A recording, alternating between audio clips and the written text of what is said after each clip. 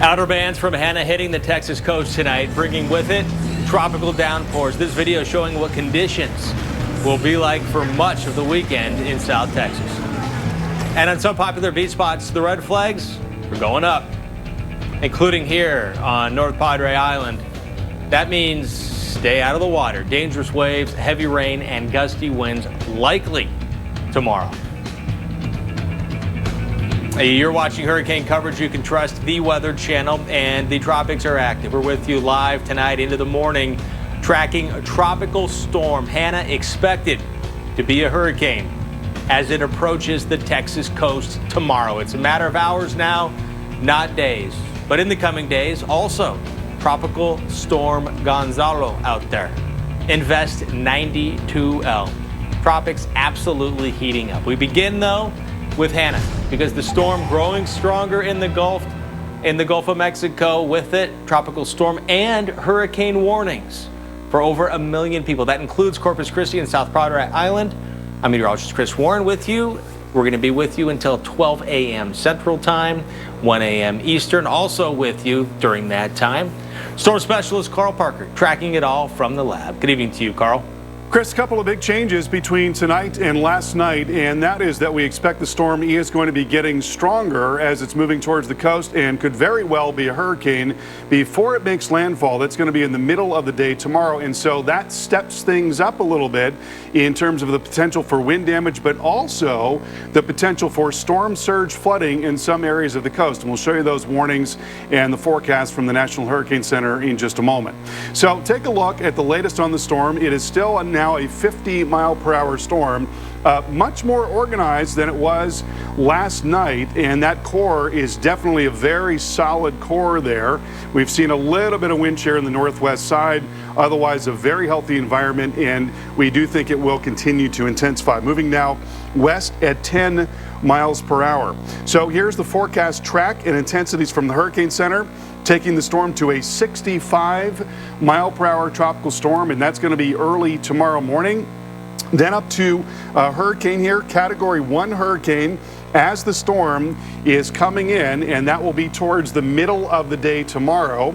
And then it's slowly going to make its way across South Texas beyond that, moving more to the west-southwest and right down towards the Rio Grande Valley, perhaps going between McAllen and Laredo, and slowly, so producing wind and rain for an extended period of time in the Rio Grande Valley and points farther north and west, and then it will drop down into Mexico and weaken after that point.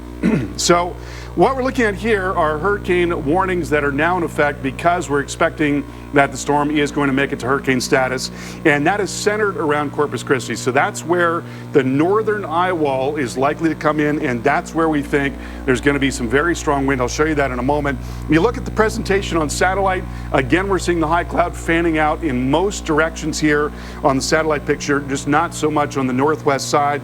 You notice the rainfall is really concentrated about that center. We're not seeing a whole lot of activity well away from that center, but certainly as that moves in overnight tonight, early tomorrow morning, we're going to see an increase in all of those impacts, the wind and the rain, and also the wind driving that water into the coast. So storm surge warnings in effect over a large area from Matagorda Bay on southward down to Mustang Island. And in those areas, we could be talking about 2 to 4 feet of surge. So it is going to be a pretty big deal right along, say, the coast there in Mustang Island. You definitely don't want to be near the coast at that time. There's going to be a lot of wave action as well. Very serious rain impacts. Flash flooding is likely in deep South Texas. Chris is going to have more on that in a moment. And let's talk about when the strongest of this wind is likely to come in. So here we go into 1 o'clock tomorrow afternoon. There is the eye wall of the storm right in there, and that very strong wind driving into Corpus.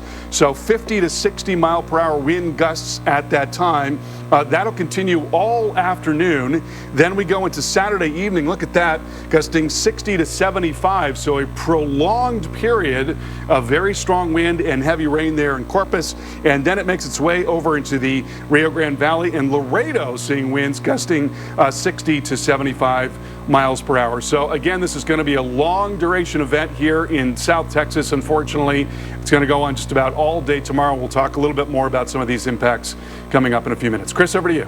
Hey, Carl, right now, I want to talk to meteorologist Mike Seidel. He is ready for the impacts, whatever is to come in Port Aransas, Texas. That's just outside of Corpus Christi. Let's go to Mike Seidel right now.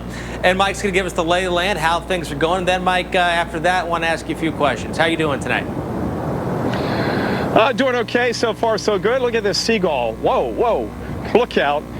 Oh, there's a little sand crab going by, a little crab, so they're trying to get some feed. I thought it was coming after me. Anyway, we're here at Port Aransas. High tide right about now. It's come up across about half the beach from low tide.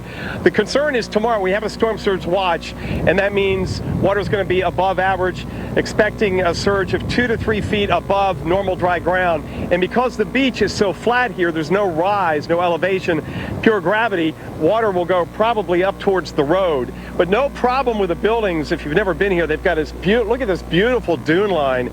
Boy, there's a lot of beaches on the East Coast and around the country would love to have a dune line like that, and that really protects these properties. And this is nothing like Harvey, which came in as a 4 just to our north. So far, we've had our strongest wind gust with an outflow from a cell that gave us some rain maybe 20-25 minutes after it came through. But look what it did. People out here enjoying the hot weather. It was 98 in Corpus earlier. Heat index 111. The wind all of a sudden just came roaring down the beach. This is an outflow boundary. We could see it on the radar. Picked up this pop-up tent, and look how it just goes down the beach, bounds down the beach past the lifeguard stand, and luckily a pickup truck stopped its forward motion. And that was it. And that was really it for the beach day, because we had some rain after that. But once everybody saw that pop-up tent go airborne, they said, we're picking ours up so nobody gets impaled. Back here on the beach, again, surf will be coming up by tomorrow morning. We'll have waves much higher than these. Now, they're breaking farther out than they were in Galveston as Hanna gets closer. About 4 or 5 footers way out there, and by tomorrow you get offshore. We could have 10, 12, maybe 14 footers. That's the marine forecast from the National Weather Service in Corpus Christi. And then inland, the issue is going to be the heavy rainfall, as Carl mentioned, deep South Texas, also in the Corpus area, and here we could see 4 to 6 inches of rain. We've got a flash flood watch for this whole area down to the Rio Grande, including Laredo. The watch goes until at least Sunday evening. Look at this water coming in. By the way, water temperature always warm this time of the year, running 85 to 86 degrees. And as I said, Chris, it's going to go across the beach tomorrow morning, and we may get a little bit of an erosion, but this is a pretty wide beach here in Port Aransas. And Mike, unless I'm mistaken, you've had your feet on the ground in more states for more time, doing live reports for the Weather Channel, I believe, than anybody else at the Weather Channel, past, present, or future. So I'd like to pick your brain for a little bit right now when it comes to what's happening with this system and where you are right now. First off, the possibility of this and the forecast that this is expected to be a hurricane tomorrow, some point before landfall. What do you make of that? Well, the Hurricane Center forecast a minimal hurricane 65 knots, 75 miles an hour. Because of that, they had to upgrade the tropical storm warning to a hurricane warning. Now, it's a small area. It goes from Baffin Bay, which is about a half an hour south of Corpus. Excuse me, we're about 20 minutes north of Corpus, and then it goes up to Mesquite Bay, which is south of Matagorda Island. Just north of here is where Harvey came in as a 4 3 years ago. This is not Harvey. So they had to put out that hurricane warning. Whether it becomes a minimal hurricane or not, the impacts aren't going to change, Chris, as we know. Really no difference between a 70-mile-an-hour tropical storm and a 75-mile-an-hour hurricane, but it does kind of ramp up the interest. When you hear hurricane warning, you know, it's like yelling shark on the beach versus not yelling shark at all. So it does pique the interest. But again, the impacts here are going to be the beach, the high surf, the rip currents, not a good beach day tomorrow, and even on Sunday. And then the inland flooding, it's going to be a lot of rain. I've been in Port Aransas before. I was here last year or year before for some flash flooding, and these streets do flood pretty quickly if you get, say, 2 to 3 inches of rain per hour. The water came up, but once the rain ends, it drains off very nicely. And by the way, just about everything here is built up on stilts. But again, we don't have that kind of issue here tomorrow with salt water coming in. It would be fresh water from the sky. And it remains to be seen how much rain we get here. We're going to be probably about 50 miles or so north of the center where it's forecast to come in, that can make a big difference, certainly with the wind speed, if the winds are tightly packed around the core like they are with Hanna. So we're going to be waking up tomorrow morning out here on the beach at first light, and we'll see how it all shakes out. And by the way, 46 states live on the Weather Channel. Still missing Alaska, Hawaii, Montana, and Idaho. In just a couple months, maybe I'll be covering snow in Montana. We'll see how that shakes out. We'll see about that. Yeah, and Mike, one more question, though. The fact that you brought up the fresh water flooding as an issue and not so much the saltwater flooding. My guess is, looking at where you are and the size of the beach, for people who haven't been to some of the Texas beaches but have been to the Gulf Coast beaches, they're not the same, are they? They're a little bit different. Well, this beach is much wider than Galveston Beach, and I was here for my niece's wedding 3 years ago, and it's the same width. They haven't lost any. It's not any. It's just as wide as it was 3 years ago, even after Harvey hit here 2 years ago. And you know, beaches tend to naturally replenish themselves. So this is a wide beach. You can see, and it's a beach you can drive up to and park up there, and then look at the dune line as the sun goes down in the northwestern sky. So it's very wide. There's a lot of room for water, but as I mentioned, there's no rise in elevation until you get to those dunes. So it doesn't take much. If you bring the tide up a foot or two, it's going to cover the whole beach. But again, no property out here. Property is going to be fine. The only issue with property in this area would be if we get a gust. You get gusts to 60 miles an hour, then you start to see some minor property damage, maybe some shingles get taken off roofs, things like that. So as this is going, Mike, tomorrow, what is your plan? Where do you plan to be during the worst of this storm? Okay, good question. We're going to be just on the other side of the dune line at a restaurant and hotel, just on the other side of the dune line, right there, over top the portable bathrooms and the trash cans. So that gives us plenty of distance from the surf. It also gives us a place to keep our equipment dry. So I can stand out in the rain and the wind, and our equipment can stay dry. And if we have to, I can get up into the restaurant and on the deck. But there's no way the water with this situation, this setup, is going to go over the beach and over the dune line or up these walkways. I don't see that happening. It's just not a strong enough system coming in too far south. And Mike, while so we're going to be safe. Yeah, well, absolutely, no doubt about that. But getting back to the season so far, an amazing season what we've seen. Now on to the H storm and possibly becoming a hurricane just before making landfall. What are your overall thoughts? The way the season has played out so far, and with what you're dealing with right now with Hanna, what are you thinking about? What's kind of, you're laying awake at night thinking about this season and the rest of it. What are your thoughts? Well, I have to say it doesn't keep me up too much at night, but you think about how many storms we've had. Our earliest 2nd, 3rd, 4th, 7th, and 8th, I believe, if I got the numbers right. But remember, we haven't had any major hurricanes. You think back to 2005 when we had the most storms, or 2019 now, or 2011, I believe we had over 20 storms. But that year we only had one landfalling tropical system. So each system, each year is different. In '92 we had 6 named storms. One was Andrew. We have a long way to go, and again, early season activity does not mean we're going to have a real dangerous season going on. How many of those stay offshore? And so far we've had these landfalls of rather weak tropical systems.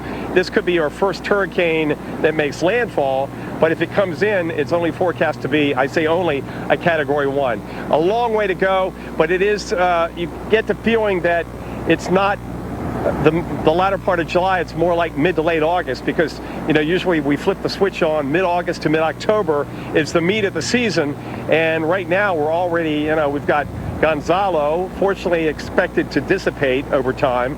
We've got this one, and we've got 92L, which could become a hurricane in the next 5 to 7 days, and that would potentially go through the islands and may, in 10 to 14 days, potentially have some kind of impact on the U.S. But that's a long way off but the Hurricane Center did increase those odds on 92L out in the far eastern Atlantic to 50% with their 8 p.m. Eastern update. So that's interesting in itself. The European model is latching onto it, has latched onto it for a couple of days. So that's something we'll certainly be dealing with and watching with every run of the models once we get through Hanna and Gonzalo this weekend. All right, meteorologist Mike Seidel, thank you so much. Great chatting with you, my friend, and be well. Get some sleep tonight. Big day tomorrow. And as Mike was saying, Mike was talking about here as we're tracking Hanna, the flash flood watch that's in effect. A reminder that the winds are, in the ocean is what Mike's going to be watching, but it's this inland flooding. It's the rain falling, that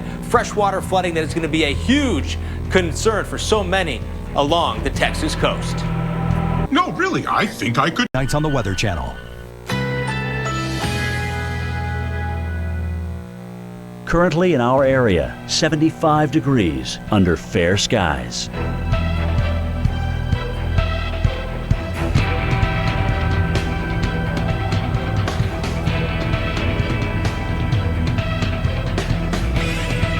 Tonight, a stray shower or thunderstorm is possible early. Partly cloudy, low 72. Winds light and variable.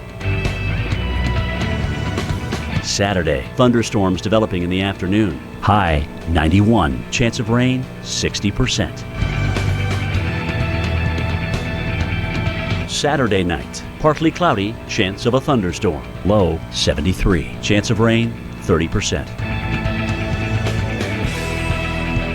Here's our 7-day outlook.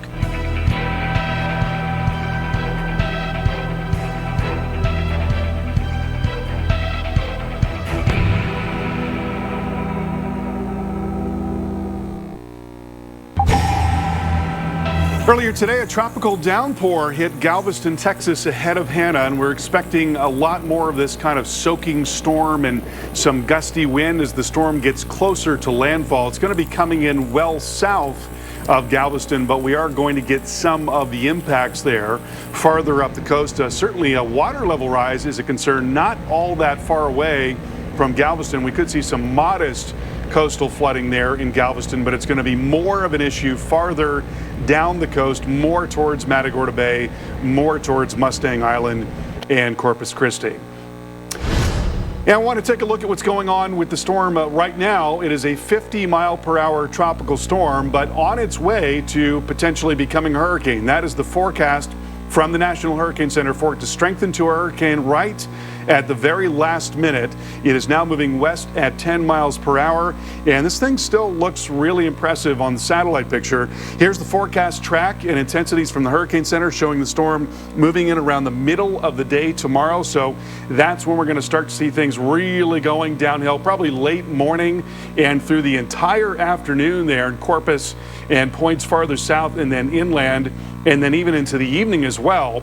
So hurricane warnings are in effect in the Corpus area and surrounding areas, and tropical storm warnings all the way up to Brazoria County, just south of Galveston, and all the way down towards the Rio Grande Valley as well. Not quite that far though. So here's the satellite picture, and I'll tell you, this core is really impressive. A lot of bursting up, very tall thunderstorms about the core. You can see how the outflow is healthy. It's spreading out in a lot of different parts of the storm. Not so much here on the north side, a little bit of wind shear there. But this thing is definitely getting more and more organized by the hour, and you can see that circulation that is sitting right there. You notice where this is relative to Houston. It's about south of, say, Port Jefferson there, just east of Houston, so it's not quite south of Houston. I wanted to show you this high-resolution model, which is showing it's south of Houston here. So what we know is that the model is a little bit off in terms of timing. Nonetheless, we can show you the model to give you the flavor of what's going to be happening here. We're going to watch this core of the storm coming in there to Corpus probably around the middle of the day tomorrow. Might be a little behind that because, again, the model's a little ahead of where it is right now, but this is giving you this idea where we've got this very strong onshore flow coming into Mustang Island, coming into Matagorda Island as well.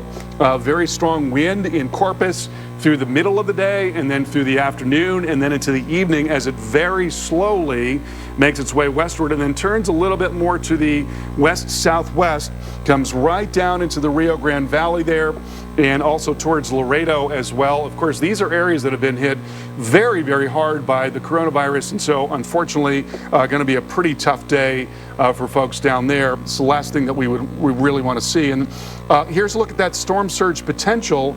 2 to 4 feet is what we're talking about along the middle of the Texas coast there. So, that's going to be enough to cause some pretty big problems in some areas right along the coast in Mustang Island, in particular, right where that core is coming in. So a lot of things to be looking out for tomorrow. Chris, over to you. Yeah, and storm surge, we know, Carl, is very different around the coast. In this Hurricane IQ, meteorologist Kelly Cass shows us why you shouldn't ignore the potential danger and what to do when you get the warning.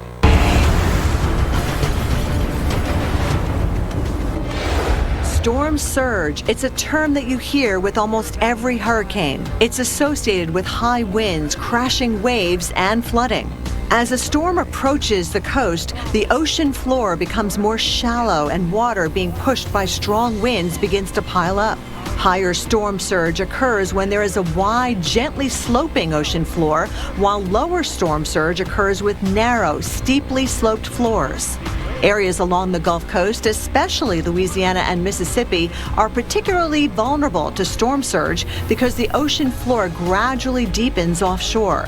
Conversely, areas such as the east coast of Florida, where the ocean floor is steeper, tends to have less of a storm surge. It's important to be aware of all the dangers. Don't take unnecessary risks. Conditions can change in the blink of an eye. Listen to your local emergency management, and when they tell you to leave, get out. Learn where your evacuation routes are, and if you have to evacuate, move quickly so you don't get stuck in the rush. Stay alert and stay safe. Again, with Tropical Storm Hanna, here are the hurricane warnings. These areas right here in purple, areas in red, tropical storm warning. So tropical storm conditions and hurricane conditions expected here. In fact, within the next 12 to maybe 16 hours or so, we could be dealing with some of the worst weather as this system is still expected to intensify, get stronger before it makes landfall. Here it is. You can see the obvious spin associated with it, and some of the bands really getting that real tropical storm look to it, and even starting to look like a little bit more like a hurricane. Very much a tropical cyclone look to this here. Here's now the high resolution future radar, 9 o'clock Central Time through overnight. Look at this, starting to wind up here, possibly seeing a little bit of an eye forming. Again, this is the future radar. This is one computer's depiction of what the radar is going to look like through time. And here's 9 o'clock in the morning. So about 12 hours or so from now, some of the nastiest rain will be coming in. By 1 o'clock, we could be dealing with, and based on this, just looking at this, it looks like the National Hurricane Center's forecast is good to go as far as becoming a hurricane. Regardless, though, of the winds, rain, and the potential for flooding is a very serious danger with this storm.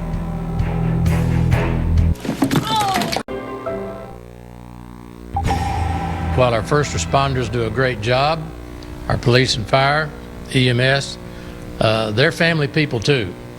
And so if you'll do your job at staying home or staying out of harm's way the best you can, that will prevent having to call 911 for emergency service and putting other people in jeopardy because you made a bad mistake or a bad decision.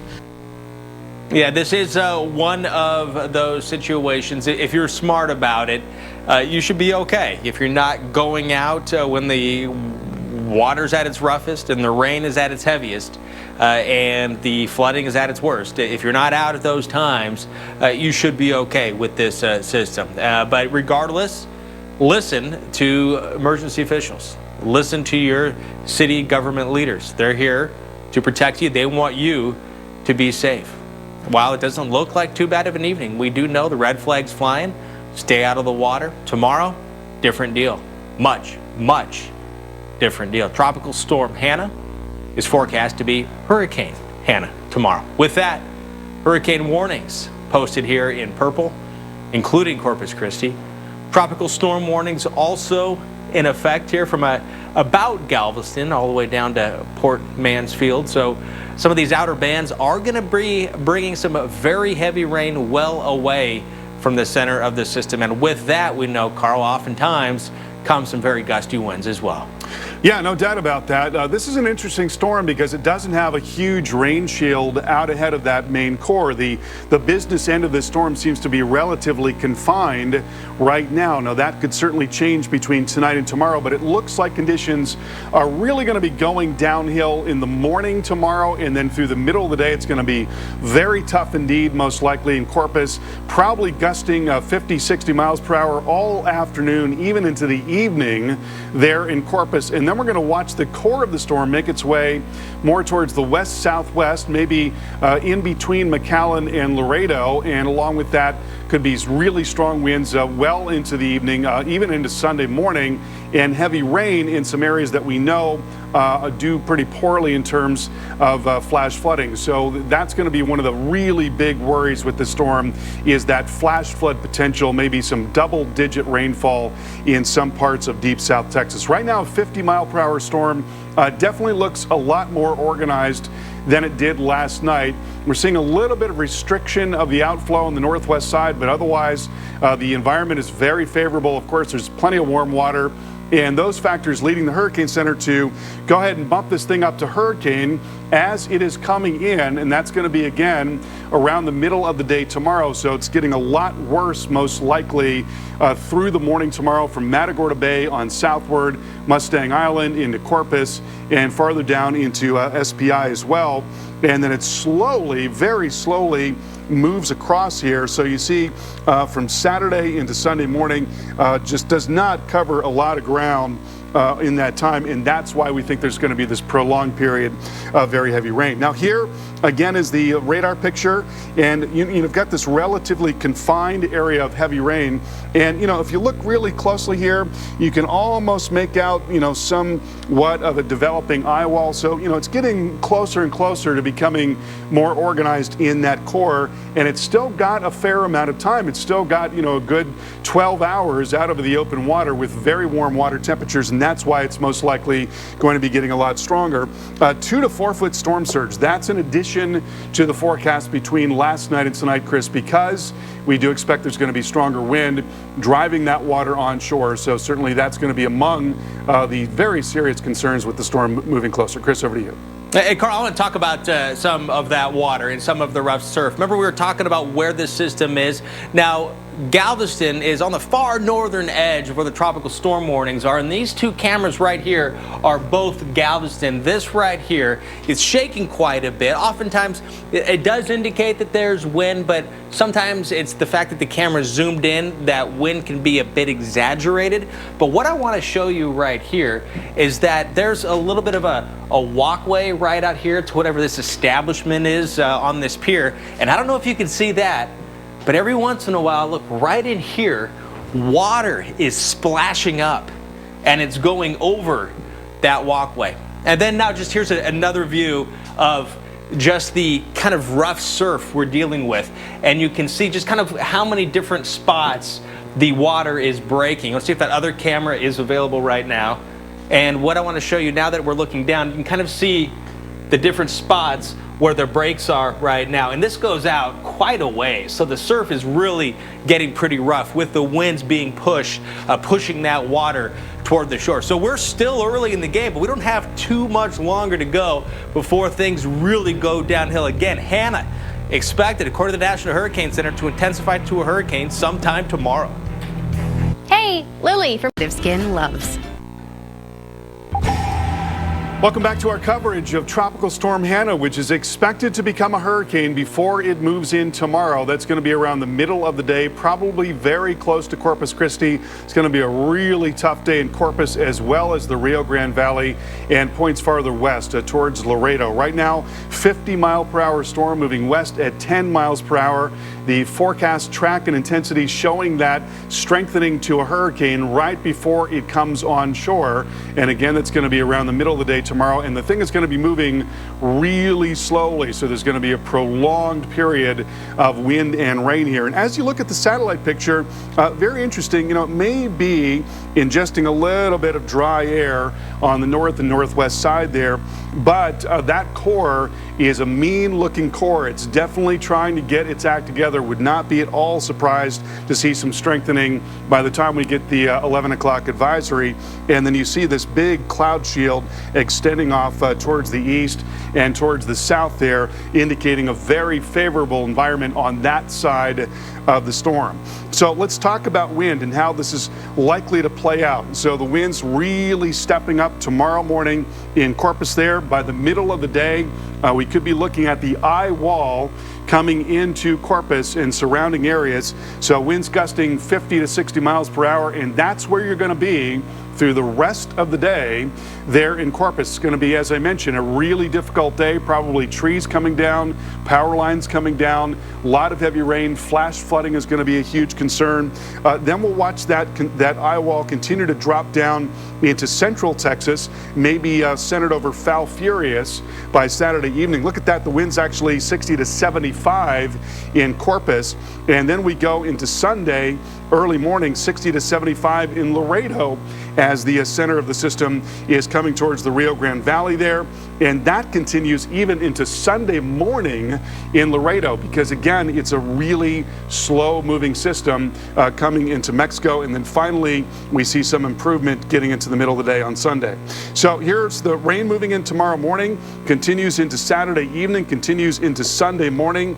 And that prolonged period of rain is likely going to set up some flash flooding from Corpus down into the Rio Grande Valley. And what we're thinking is probably something on the order of 5 to 8 inches over a very large area. And, you know, within that, we're almost certainly going to see some spots that get some double-digit rainfall. There you see some pockets of 8 to 7 here, but you've got a lot of terrain around there, and that could certainly mean an exacerbated threat of flash flooding. And of course, you've probably heard in the news, this area in deep South Texas, Hidalgo County, the Rio Grande Valley, has had a really difficult time with the coronavirus. And so, you know, it's heartbreaking to see this storm moving into those areas. It's a crisis on top of a crisis. And just be aware that flash flooding is going to be a significant concern tomorrow, in addition to that wind threat here across many, many parts of deep South Texas. Chris, over to you. As a former resident, you're familiar with parts of Texas, Carl, and as you were talking about some of that wind and some of the wind gusts inland, pretty impressive looking. That and the rain, what is really, I think, your concern? Do you have a concern that people might be underestimating part of this storm? Well, you know, this part of Texas is notorious for flash flooding. As I mentioned, there's a lot of terrain there, and there's a lot of dry ground. They really have not had a whole lot of rain so far this year. So runoff is going to be significant with this storm. And, you know, with all of that rain coming in, and again, you know, these numbers are sort of broadly showing what we're expecting, but there are going to be some pockets of double-digit rain there. So I think flash flooding is going to be a huge concern in this area tomorrow, especially where you've got a little bit of terrain. That is the thing that's got me the most worried across this region, Chris. All right, Carl, thank you. We'll be checking back with you in just a moment. And of course, while we're expecting this to make landfall tomorrow, a lot can happen between now and then. So getting the most and the best information possible is extremely important. Tropical Storm Hanna, this is what it was like in it with the NOAA hurricane hunters. They were flying into the storm earlier today. The specially equipped planes gather very important data, and that data does go to help assess what the storm is now, and it helps us figure out better forecasts. That information goes into the computer model. So right now, the NOAA mission here is showing that the plane is now into the storm, flying around outside of it again, getting some of the data, some of the information around the system to get an idea what the environment is. Carl mentioned a little bit about that dry air, so you have to figure out exactly, you know, what the whole environment is, not just the center of it. So in this path, the wind's still showing up to and around and above tropical storm force. Getting up into the red, of course, would be hurricane force. And Carl, again, that is the forecast from the National Hurricane Center. No doubt about that. And let's take a look at the storm that is now in the eastern Pacific. And here you see clouds filling the sky over the Big Island in Hawaii, well away from this storm. It is still now 700 miles away. And there has been some better news in just the last 24 hours. You know, Hawaii is a relatively small target, so it is actually difficult to get a tropical cyclone to go directly over the Hawaiian Islands. There's a live look at Maui, beautiful as always. And what we've seen in the last 24 hours is the model's trending a little farther north. So it appears that we may not be in for a direct hit from this storm in Hawaii. Right now, 115 mile per hour storm. You may recall that it was 130 miles per hour as a category 4 last night. It has been moving over slightly cooler water, and that is enough to bring the intensity down some. And in fact, when you look at the satellite presentation, it's not nearly as impressive as it was yesterday. We saw just incredible satellite images. And so the latest forecast from the Hurricane Center showing this slight shift in the track to the north, and that may actually bring the core of the storm to the north of the Big Island, but it's still possible that it tangles with some of those more northern islands, including Oahu on Sunday. So there could be some very gusty wind on the north side of Oahu and some heavy rain there as well, but not quite as bad as it looked yesterday. Sunday nights on the Weather Channel. Currently in our area, 75 degrees under clear skies.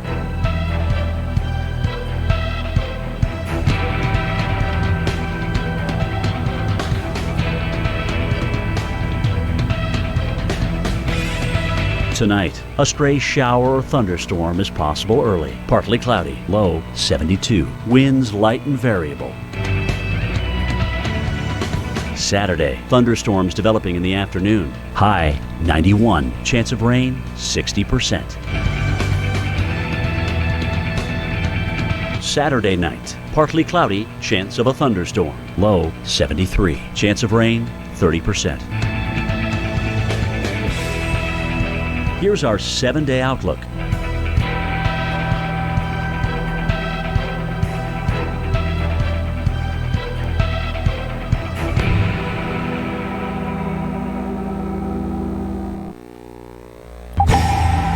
Well, winds are picking up along the Texas coast. This is from Port Aransas, Texas, earlier today. Certainly not a great day to be at the beach, and it's going to be a whole heck of a lot worse tomorrow. We've got rain and wind coming in. We're going to be looking at tropical storm force winds moving in the morning, and they'll be around for the better part of the day tomorrow. Very heavy rain as well, and there is going to be potential for storm surge flooding, particularly on those barrier islands, on Matagorda Island and down into Mustang Island. You really don't want to be anywhere near the coast in those areas, as there's going to be a lot of wave action as well.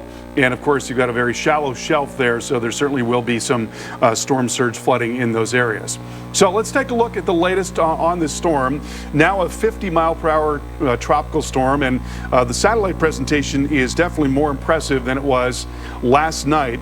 It is moving to the west at 10 miles per hour and 190 miles east of Corpus as of the most recent advisory. One change that we have seen between last night and tonight is that the Hurricane Center is expecting that it is going to just make it to hurricane status before it comes on shore. So it is expected to become a hurricane near the time when it's making landfall. That's going to be around the middle of the day tomorrow, and so right around the core of that storm, there very much could be hurricane force winds, conditions going downhill tomorrow morning, and then the storm moving in again towards the middle of the day, and it continues to get worse and worse through the afternoon in Corpus, and then down into the Rio Grande Valley, more towards late afternoon and into the evening, and then even into Sunday morning in places like Laredo. Winds could still be gusting over 70 miles per hour in Laredo. So these impacts are going to extend well inland, and it's also going to be a long duration event because it's not moving very quickly at all. Now you look at the structure of this thing, and I think we've had a little bit of dry air, a little more continental air moving in on the north side. We're not seeing a huge shield of rain, but rather this more compact core and some banding on the south side of that. In fact, when you look a little bit tighter, it does appear that an eye wall is trying to develop right about in there, and that's what you'd expect with an organizing tropical storm on its way to becoming a hurricane. You'd expect to start to see some indication of a developing eye wall. That's probably going to be a lot more impressive by the middle of the day tomorrow as it's nearing the coast. But again, it appears to be more compact, and that's where the business end of the storm is going to be. Storm surge warning in effect, and that from East Matagorda Bay all the way down into, say, Mustang Island there. In all of those barrier islands, you want to be away from the coast. Mustang Island in particular is where we could be looking at some storm surge values over 3 feet. 2 to 4 feet is what is expected from Matagorda Bay, Matagorda Island on southward down to Mustang Island. But I think probably the biggest concern with the storm is going to be very heavy rain. And we're talking about flash flooding being likely from Corpus down into Brownsville, into the Rio Grande Valley, and just south of Laredo. That's where the greatest threat is going to be. There's a look at the rainfall. Probably not a terrific amount of rainfall in Houston. It's going to be maybe 2-3 inches, again, because you've got that more concentrated core to the storm. But, you know, when you look at this a little bit more closely, these are areas where, especially as you get more towards the Rio Grande Valley and farther west, you've got terrain in some of these areas. You've also got very dry ground. There has not been a lot of rain so far this year. There's going to be a lot of runoff, and that's most likely going to lead to some significant flash flooding in some areas. And, you know, on top of that, they've had an awful time with the coronavirus in Hidalgo County, in a good part of the valley, and then to have this come in on top of that is just heartbreaking to see. We are very sorry to report this, but just be aware that we're looking at a flash flood threat tomorrow, and also possibly some very strong wind coming in, most likely some very strong wind in these areas. Here's the wind gust forecast, and you see the storm really starting to come in, as I mentioned, in the morning. 7 o'clock in the morning, winds are picking up to tropical storm force in Corpus Christi, and then possibly gusting up to near hurricane force into the afternoon, Chris. And again, things really going downhill through the course of the afternoon. Over to you. And Carl, we do know that a lot of people are watching that may have questions, so we want to do our best to try to answer as many questions as we can. So here's a question.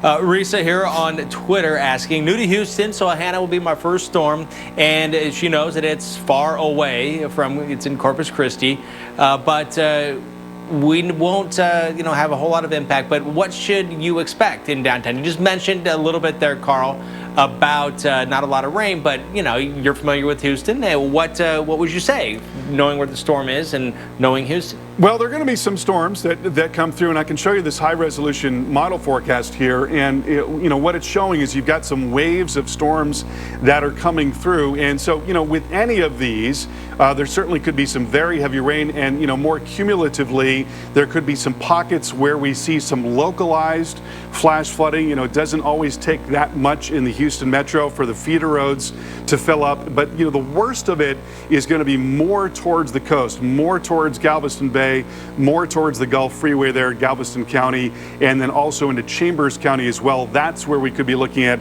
more than 3 inches of rain. But in downtown Houston, it's probably going to be 2 inches of rain or so in total, coming in waves. And so there could be, again, some localized flash flooding, but we don't expect that it's going to be a terrible day in Houston tomorrow.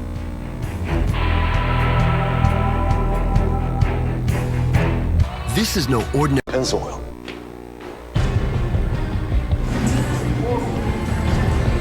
Hanna expected to be a hurricane as it makes landfall in Texas in a matter of hours. Already, outer bands from Hanna hitting the Texas coast tonight, bringing with it tropical downpours. This video is showing what conditions will likely be like for a big portion of Texas for a big part of the weekend. And on some popular beach spots, red flags going up, including here on North Padre Island. That means stay out of the water. Dangerous waves, heavy rain, and gusty winds likely tomorrow. Hanna, one of 3 systems we're watching in the Atlantic Basin. One in the Pacific, though, coming very close to one of the United States. Hawaii also on alert from Hurricane Douglas. And a new wave moving off of Africa, and of course Tropical Storm Hanna now pushing toward Texas. We begin right now with Hanna, because the storm does appear to be growing stronger minute by minute, really, here in the Gulf of Mexico. With it, tropical storm and hurricane warnings for over 1 million people. That includes Corpus Christi and South Padre Island. I'm meteorologist Chris Warren with you until midnight Central, 1 a.m. Eastern Time. Also, during that time period, we have storm specialist Carl Parker tracking it all. And Carl, as we take a look at what the current status is with this, the latest information with Hanna as we wait for that next update, what do you think, while you and I are talking this evening, that by the time we're done here at midnight Central, 1 a.m. Eastern, that we're talking about Hurricane Hanna? Well, you know, I think we could be looking at a stronger storm later tonight, certainly. We could see an increase in intensity to 60 miles per hour. The core of the storm definitely appears to be more organized than it's been, and it's on its way to most likely becoming a hurricane before it makes landfall. We've got a very impressive appearance on satellite, even though we're seeing a little bit of restriction on the north and west side. It's a very impressive core. And, you know, the thing that's got us worried about this storm is the fact that that core is going to be moving so slowly across the Texas coast and then into deep South Texas tomorrow. It's going to take all day, essentially, to make that journey from the coast and towards the Rio Grande Valley. Right now, 50-mile-per-hour storm moving west at 10 miles per hour.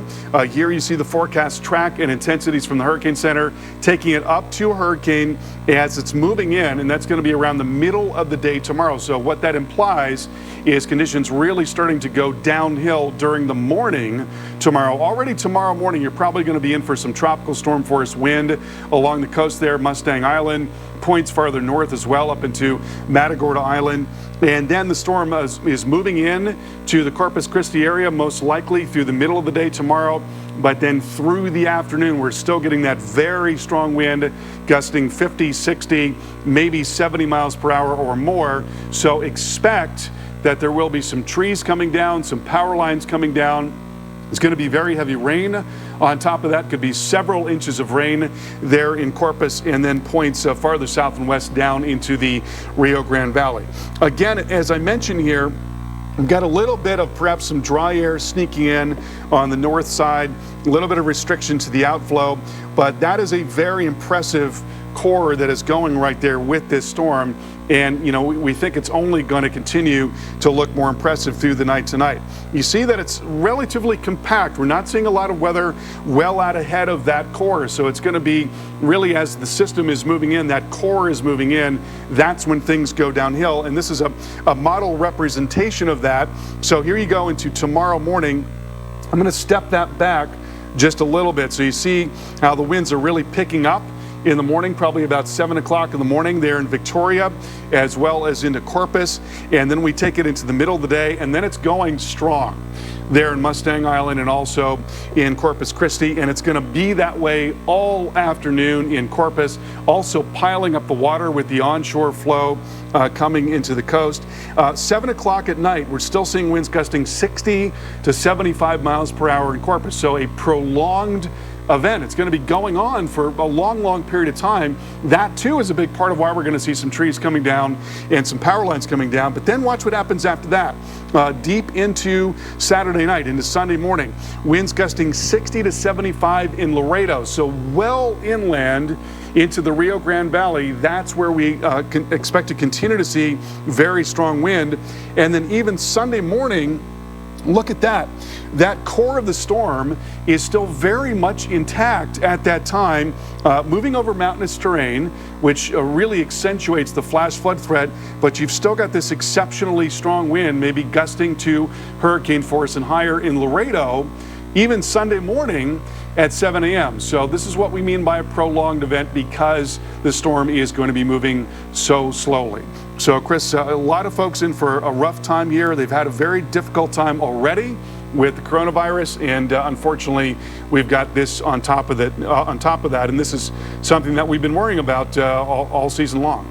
That's impressive right there, 90-mile-an-hour wind gusts. It certainly does show that there are multiple issues to have to deal with this. In fact, nearly 1 million people under hurricane and tropical storm alerts along the Texas coast as this tropical storm moves closer to making landfall. So with that, let's check in now with meteorologist Mike Seidel in Port Aransas. A hurricane warning is up for here at Port Aransas Beach. We're just north of Corpus Christi in Nueces County, and we're going to be watching the surf ramp up overnight. By tomorrow morning, it's going to be a whole different scene out here. Winds tomorrow as those tropical rain bands come in, initially gusting over 40 miles an hour, and then eventually could gust over 60 miles an hour. Expecting Hanna to become a minimal hurricane, even if it's a strong tropical storm going into our south, we're going to have that onshore push, so the water is going to come all the way up. In fact, with this beach, with little elevation all the way to the dune line, and with a storm surge warning, expecting water 2 to 3 feet above normally dry ground, this entire beach could go underwater. But with the dune line, these buildings are protected. We had a squall approach us late this afternoon, and with it, we had a very strong outflow, gust of wind, took the edge off the heat, but look what happened. It picked up this pop-up tent, and it got blown down the beach, past the lifeguard stand. The only thing that stopped it was a pickup truck. It intersected the pop-up tent, and as that was going on, others out here with all the pop-up tents started taking them down. We can show you what it looked like before this happened. Charles Peak up with the drone, and you can see the surf rolling in. These are about 3 or 4 footers. We're going to see 8, 10, 14 footers just off the coast as Hanna approaches tomorrow morning. Not a good beach day, obviously, with the rain squalls and the rip currents. Also, inland, a big threat of flash flooding. Some areas south of here in South Texas along that 77 corridor could pick up double-digit rainfall. I'm meteorologist Mike Seidel, the Weather Channel, Port Aransas, Texas. Thank you, Mike. And Mike mentioned that double-digit rainfall. With that in mind, these areas right here from around Houston and including Galveston all the way down to the Mexico border, coastal areas, but then also notice that this goes inland as well. You're going a couple counties, maybe even a few counties inland. In this case, 4 counties all the way in. So this is an example of the fact that the impacts from this will not just be right at the coast. It's that heavy rain that will be pushing inland. Here's what it looks like right now.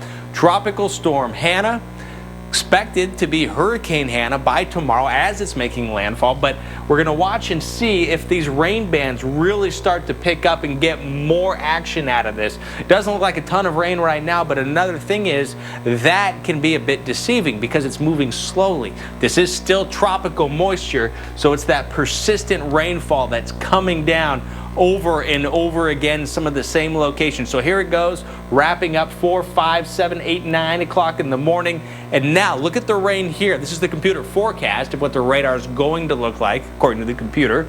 And you see that there's starting to be some of these more obvious bands showing up in here and in here. And if these end up going with the winds over some of the same locations, that's when we're going to end up getting these impressive rainfall totals.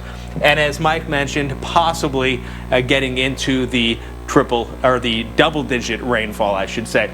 Galveston right in here. Let's go ahead and take a look at Galveston, a live look at Galveston at the moment. Cloudy skies, a bit of a gray and dark scene right now. Flash flooding does remain a concern here with watches in effect. Here you could see about 3 inches or so, and that, of course, is something that might not be a big deal if it's spread out over the entire weekend, but if it happens in a short period of time, then we're going to have some issues. So let's take a look at this.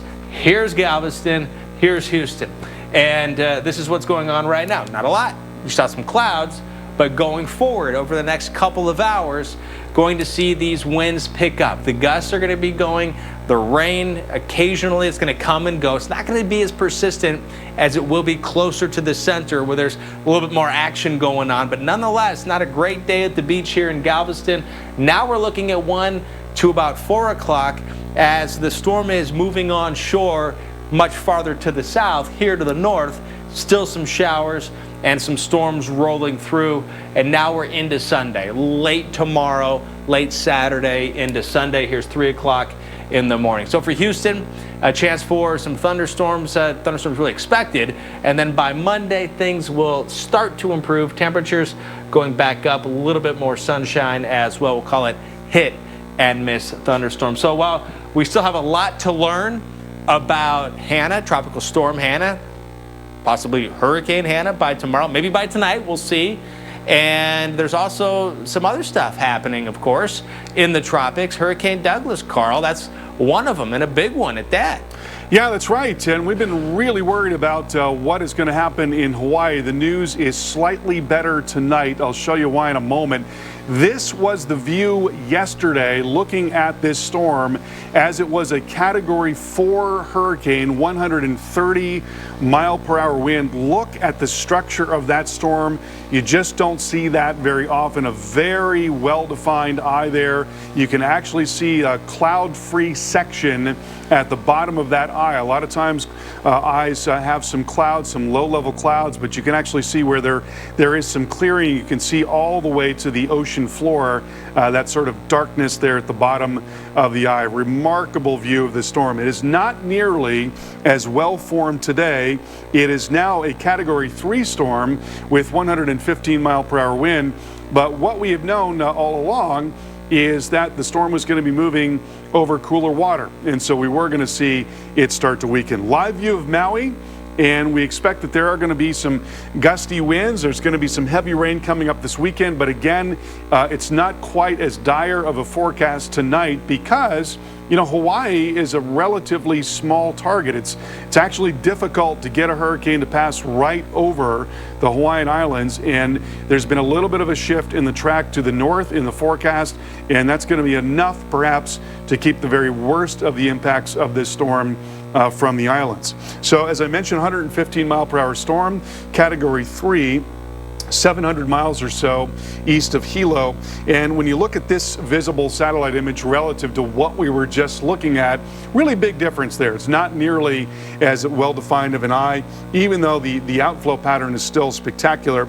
And what's happened is that the storm has moved away from this slightly this warmer water right in here. It's gotten into slightly cooler water.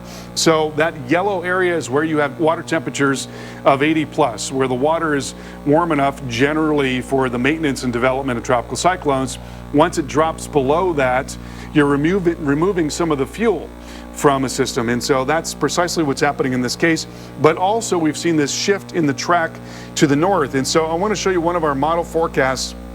And yesterday, as we were looking at this very reliable model, it was showing this most dangerous core of the storm slamming right into the Big Island in Hawaii. So even though the storm would be weakening, maybe down to a Category 1 hurricane by the time it came in, because it's moving over cooler water, a Category 1 hurricane in the Big Island is a huge deal. You'd be talking about widespread tree damage, power line damage, exceptionally heavy rain, flash flooding, the works.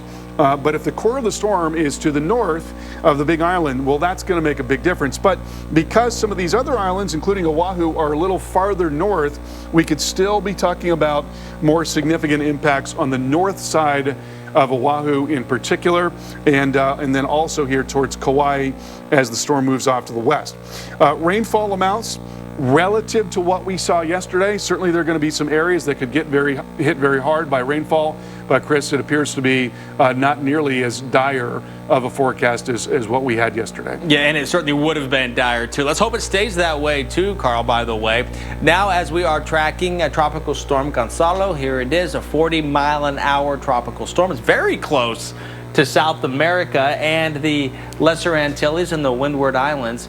Here's the forecast, the direction it's going, continuing to go to the west-northwest for the most part and staying as a tropical storm. It's not real impressive right now, but this takes us through the weekend, possibly clipping by some of the northern part here of South America and the Southern Antilles. Looks like it's kind of some crummy days here because the storm doesn't look real impressive, frankly, right now. We'll hope that stays and remains the same. Some of the forecast models does take it in the southern part of the Caribbean Sea.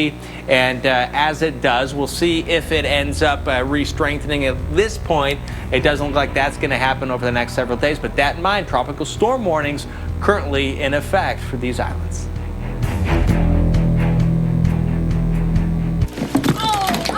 Earth, Sunday nights on the Weather Channel. Currently in our area, 75 degrees under fair skies.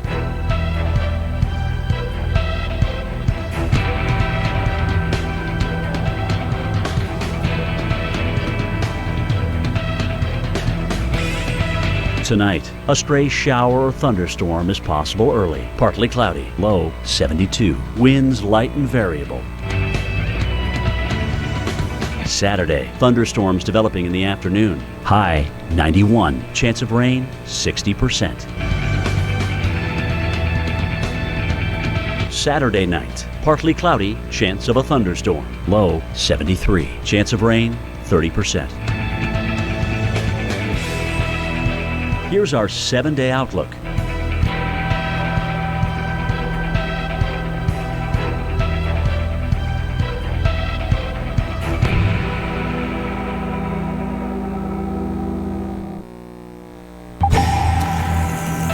Well, earlier today we saw a tropical downpour in Galveston ahead of Hanna. We'll see more of this kind of thing tomorrow. Waves of storms coming through. There's going to be some gusty wind along with that, but the worst of the storm is going to be well to the south.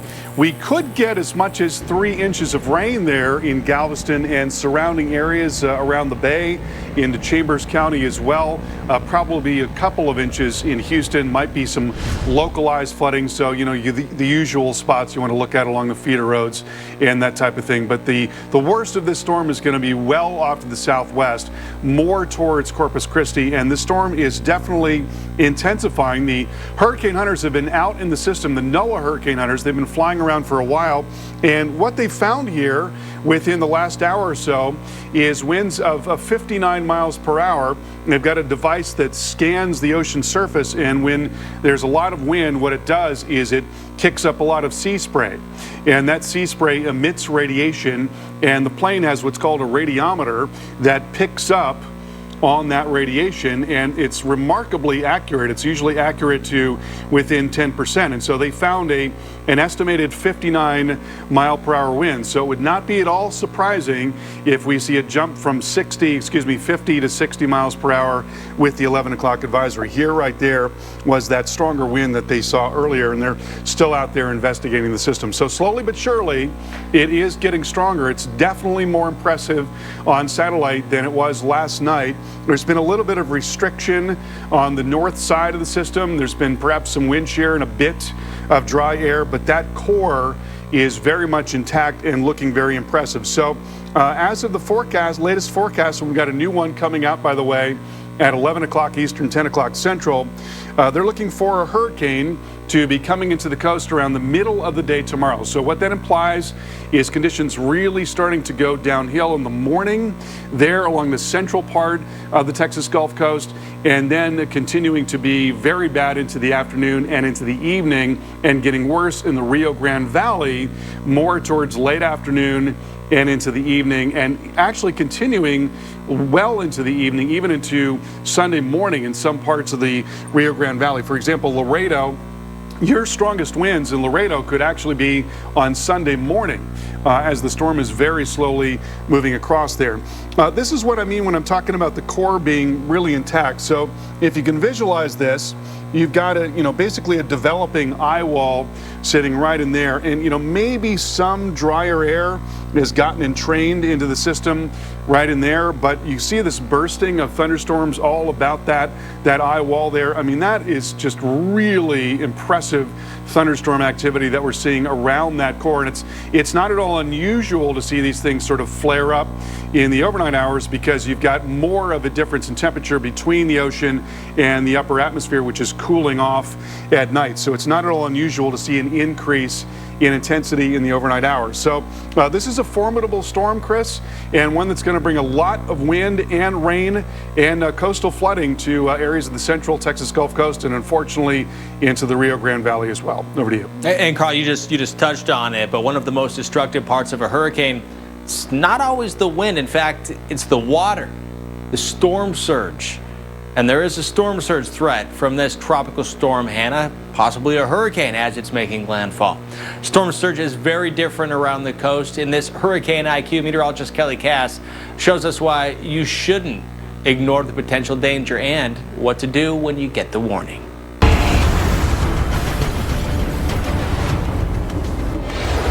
Storm surge, it's a term that you hear with almost every hurricane. It's associated with high winds, crashing waves, and flooding. As a storm approaches the coast, the ocean floor becomes more shallow and water being pushed by strong winds begins to pile up. Higher storm surge occurs when there is a wide, gently sloping ocean floor, while lower storm surge occurs with narrow, steeply sloped floors. Areas along the Gulf Coast, especially Louisiana and Mississippi, are particularly vulnerable to storm surge because the ocean floor gradually deepens offshore.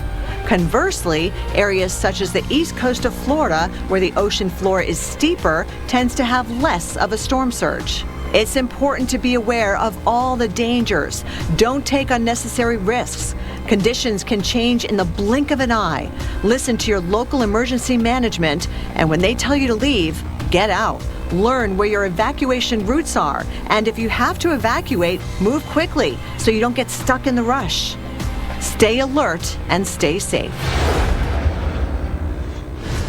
And the Weather Channel will be here to help you stay ahead of the storm, which is now just hours. We're not talking days anymore. It's hours before it really goes downhill. The weather really goes downhill along the Texas coastline here from Galveston all the way down to Brownsville. Tropical storm warnings in effect. Also, a handful of counties under a hurricane warning. So tropical storm and hurricane conditions are both expected out of this by tomorrow.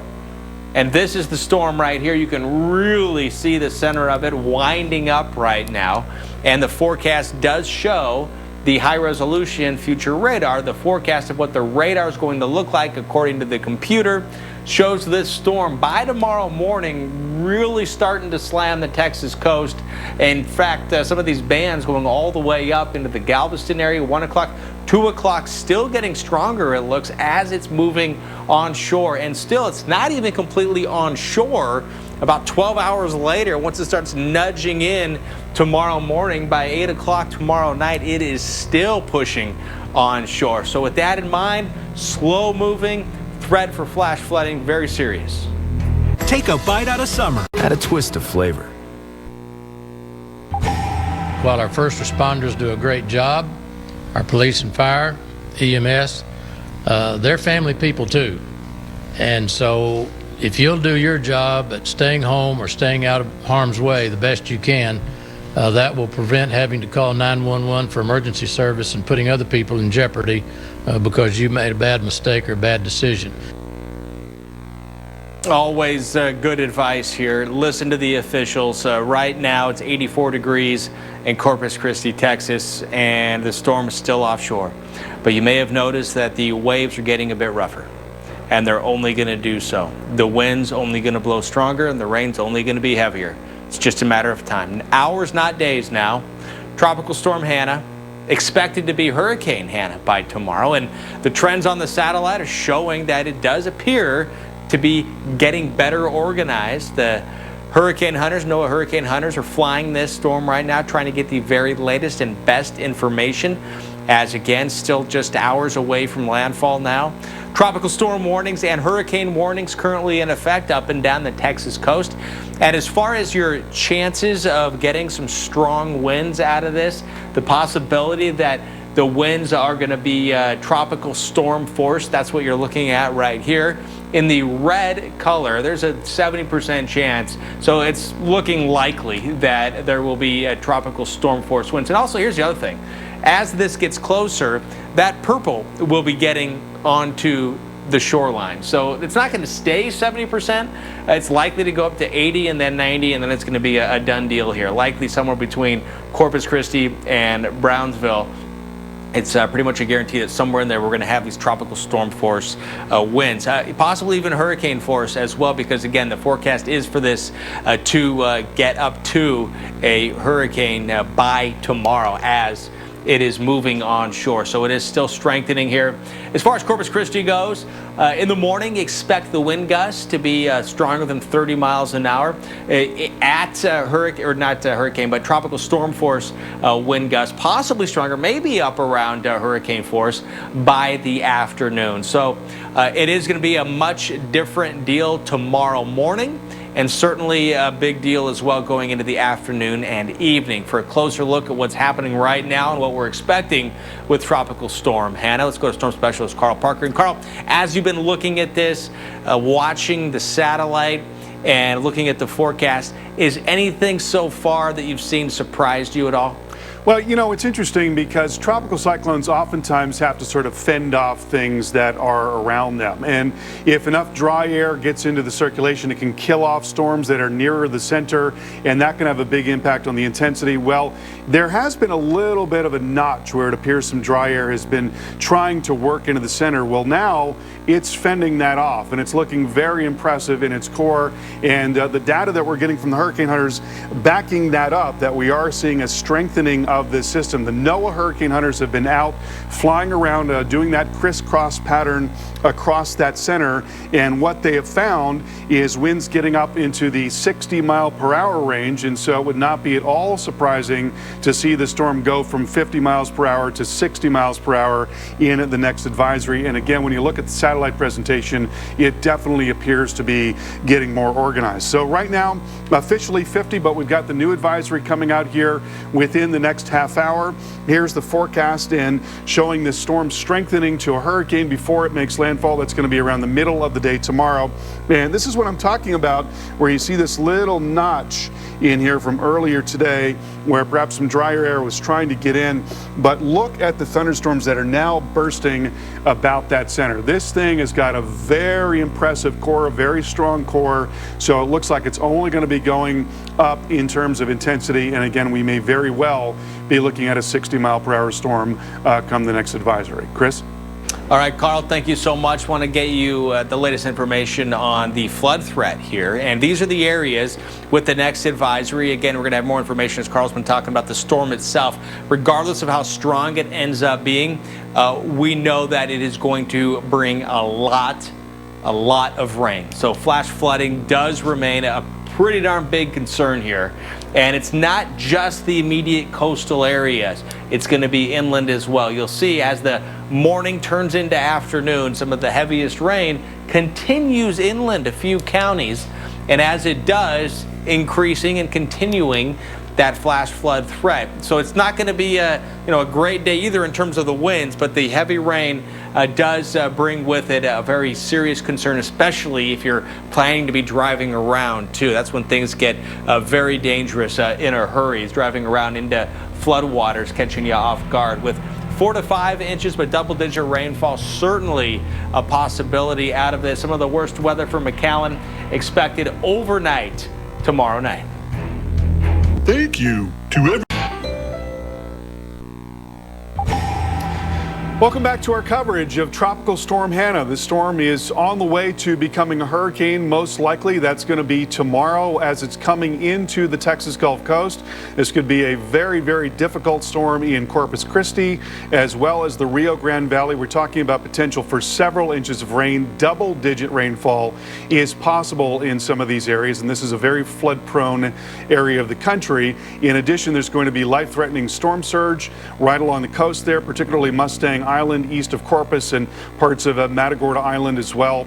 And then very strong wind that's going to go on for a long time because the storm is just not going to move very quickly. It's not moving quickly right now. Now, the hurricane hunters have been out in the system for a while now, and what they have found is winds in the upper 50s. They had a 59-mile-per-hour wind, and more recently some winds up around 57 miles per hour. They've got a device that basically scans the ocean surface, and it's really interesting because when you've got more wind, the waves become a lot more active and there's more sea spray, and there's actually some radiation that comes off of that sea spray, and the plane can detect that from the air, and it's very accurate to within 10%.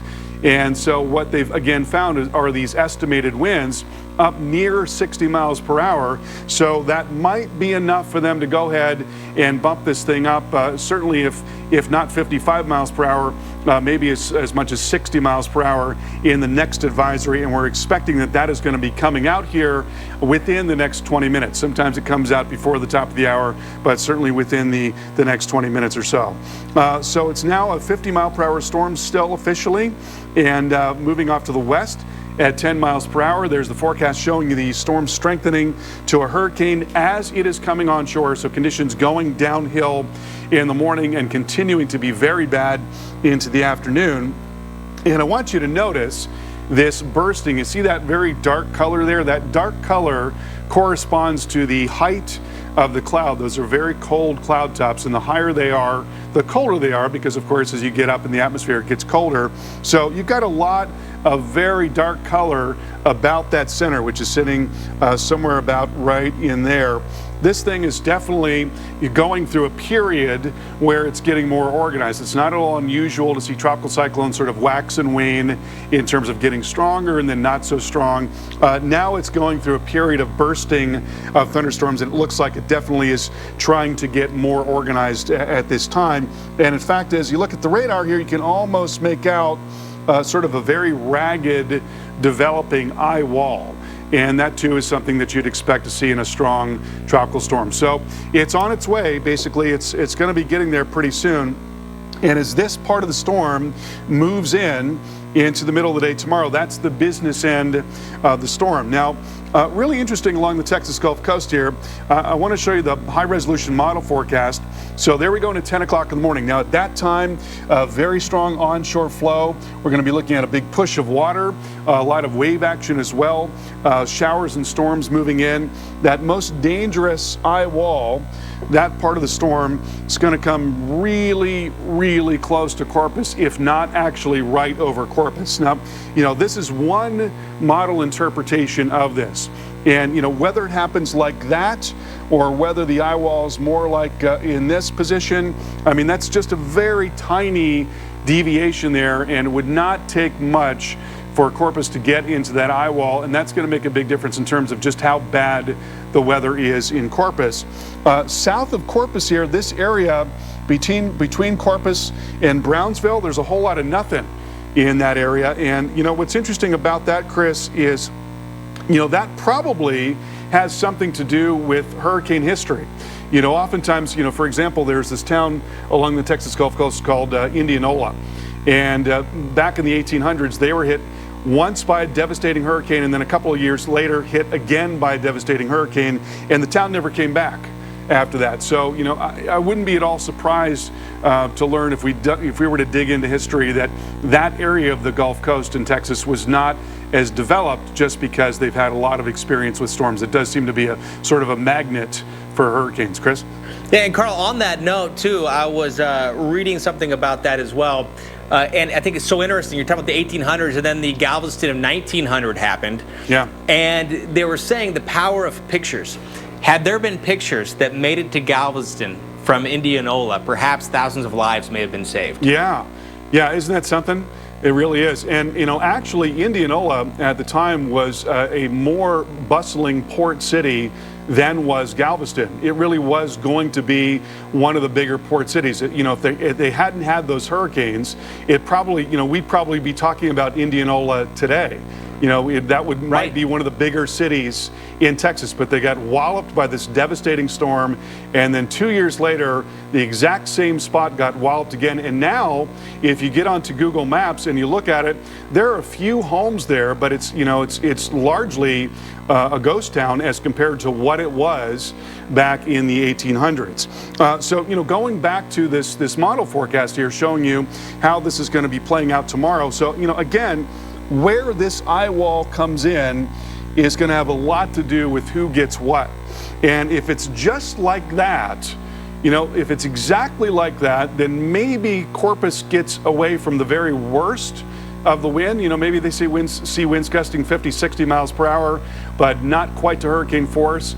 And so we can hope for that. But you also see that Brownsville would be in that southern part of the eye wall in that scenario. So that would mean that the southern and western part of the eye wall would get right across the Rio Grande Valley, McAllen and Harlingen. And, as we've been mentioning for a while now, Chris, these are areas that have been devastated by the coronavirus. And so, this is heartbreaking to see this, knowing that it's going to be not just a big windstorm, but also produce a lot of very heavy rain. And there's still a lot we have to learn. Again, these forecasts, they're not locked in stone. It's a matter of what we end up with in the morning, how strong it is. We're hoping to learn a lot more from the National Hurricane Center with the latest update that's coming at any moment. We'll have it as soon as it comes in. Hey, Lily from AT. Sunday nights on the Weather Channel.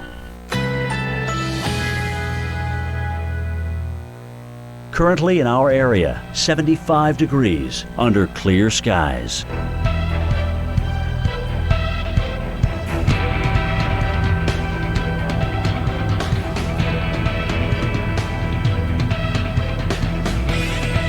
Tonight, a stray shower or thunderstorm is possible early. Partly cloudy, low 72. Winds light and variable.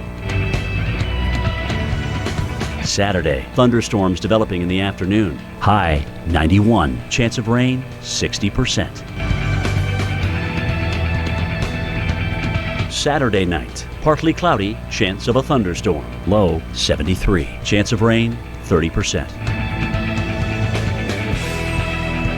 Here's our 7-day outlook.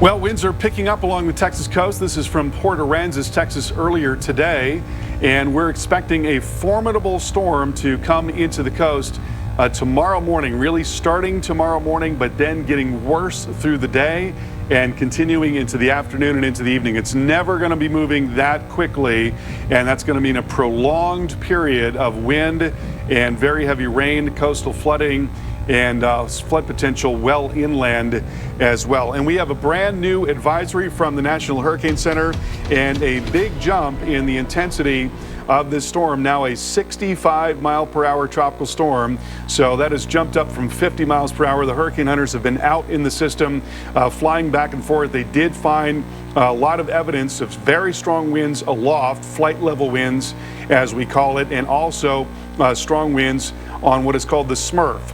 That is the stepped frequency microwave radiometer that scans the ocean surface. And so they found enough evidence to go ahead and pull the trigger on a 65 mile per hour storm. So now just 10 miles per hour shy of being a hurricane, and it is forecast to be a hurricane before it makes landfall in the middle of the day tomorrow. Now moving west at 8 miles per hour. So that is a 2 mile per hour reduction in forward speed, and we've talked about this a lot. The fact that it's not going to be moving very quickly is going to make everything last longer.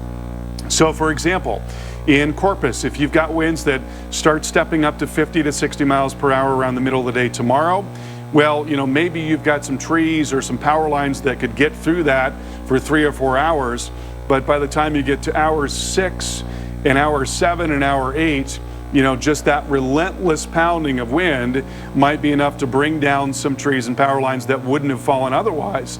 And, also we're going to be looking at very heavy rain because of that slow forward speed. Forward speed has everything to do with how much rain we get, and we're looking for widespread amounts of several inches and even some double-digit rainfall in some spots. So again, a 65 mile per hour tropical storm as of the new advisory from the National Hurricane Center.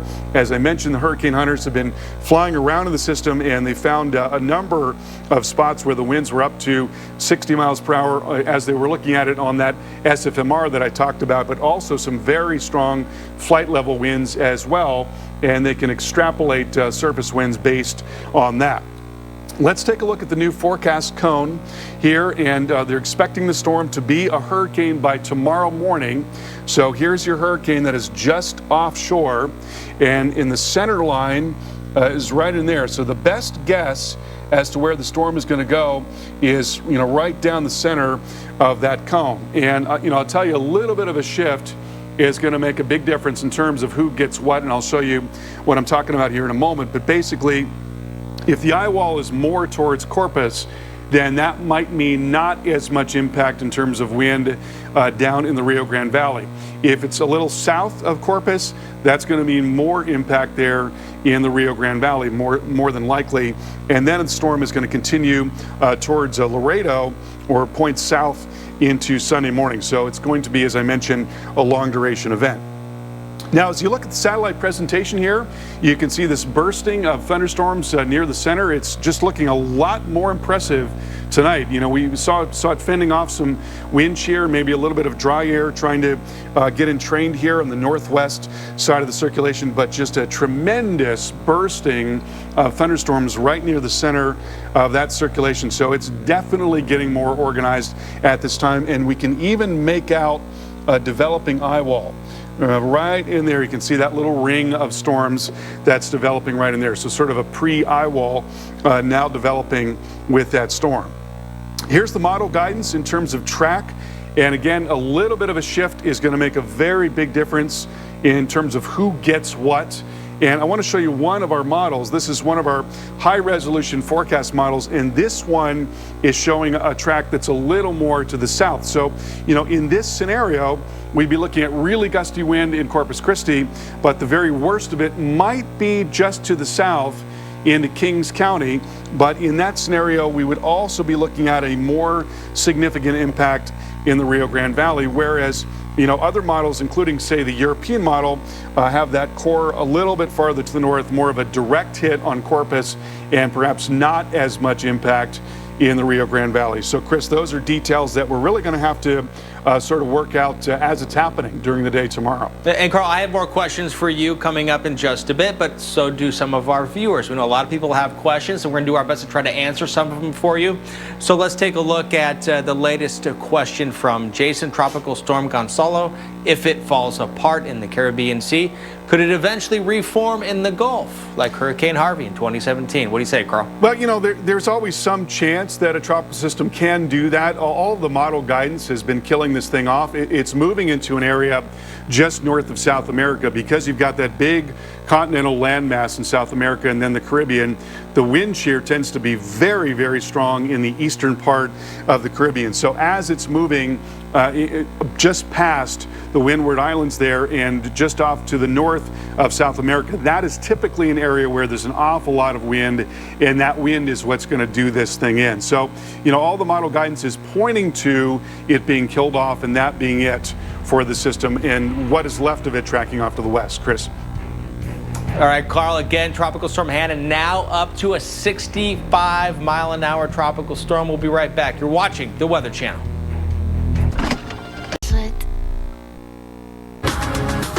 A new video into the Weather Channel right now. Just a short time ago, some of the windy conditions from Tropical Storm Hanna along the Texas coast. This from Victoria, winds gusting stronger than 35 miles an hour here. All as Hanna, which could become a hurricane, moves closer to landfall in Texas. It's hours now, not days. And on some popular beach spots, red flags up, including here on North Padre Island. That means stay out of the water because of the dangerous waves. Also expecting some heavy rain, gusty winds tomorrow. Hanna, one of 3 tropical systems we're watching very closely in the Atlantic basin. Then another one, Hurricane Douglas, getting closer to Hawaii. And that new wave moving off of Africa. And of course, Tropical Storm Hanna. Now, as we've seen, getting stronger. It has intensified up to a 65-mile-an-hour storm. Now, we begin with Hanna, as it is growing stronger, with the tropical storm and hurricane warnings that are up for 1 million people in Texas. That includes Corpus Christi and South Padre Island. I'm meteorologist Chris Warren with you here until 12 Central, 1 o'clock in the morning Eastern Time. Also along with storm specialist Carl Parker, tracking it all from the lab. Want to go to Carl right now. The advisory from the National Hurricane Center, the 10 o'clock Central advisory, is in. The pressure's down to 992 millibars. It's slowed down a little bit, Carl. It was moving west at 10, now at 8. Anything else stand out to you with this advisory? Well, yeah, just the fact that, you know, when you raise the intensity, last night we were looking at a forecast for a 50-mile-per-hour storm this evening. And so when you raise the intensity to 65, well, that's going to have a downstream effect. We're going to be looking at a stronger storm and a hurricane tomorrow morning, most likely by 7 a.m. And then that storm very slowly coming into the coast through the course of the day. You mentioned the forward speed. That too is a huge part of this. The fact that it's just not going to be moving very quickly is going to just drag those effects out for long, long periods of time here on the coast. and then also farther inland. So again, a 65-mile-per-hour storm, just less than 10 miles per hour shy of what you need for hurricane. That is expected tomorrow morning in this position. That's 7 o'clock in the morning, and then this is 7 o'clock in the evening. So I want you to take a look at that space, that distance right there. That is 12 hours of time. That's a really long period of time. So the weather's starting to go downhill there in Corpus and areas to the south. And, you know, thankfully, there's not a lot between Corpus and the Rio Grande Valley. You've got a lot of population along the Rio Grande Valley, a lot of population in Corpus.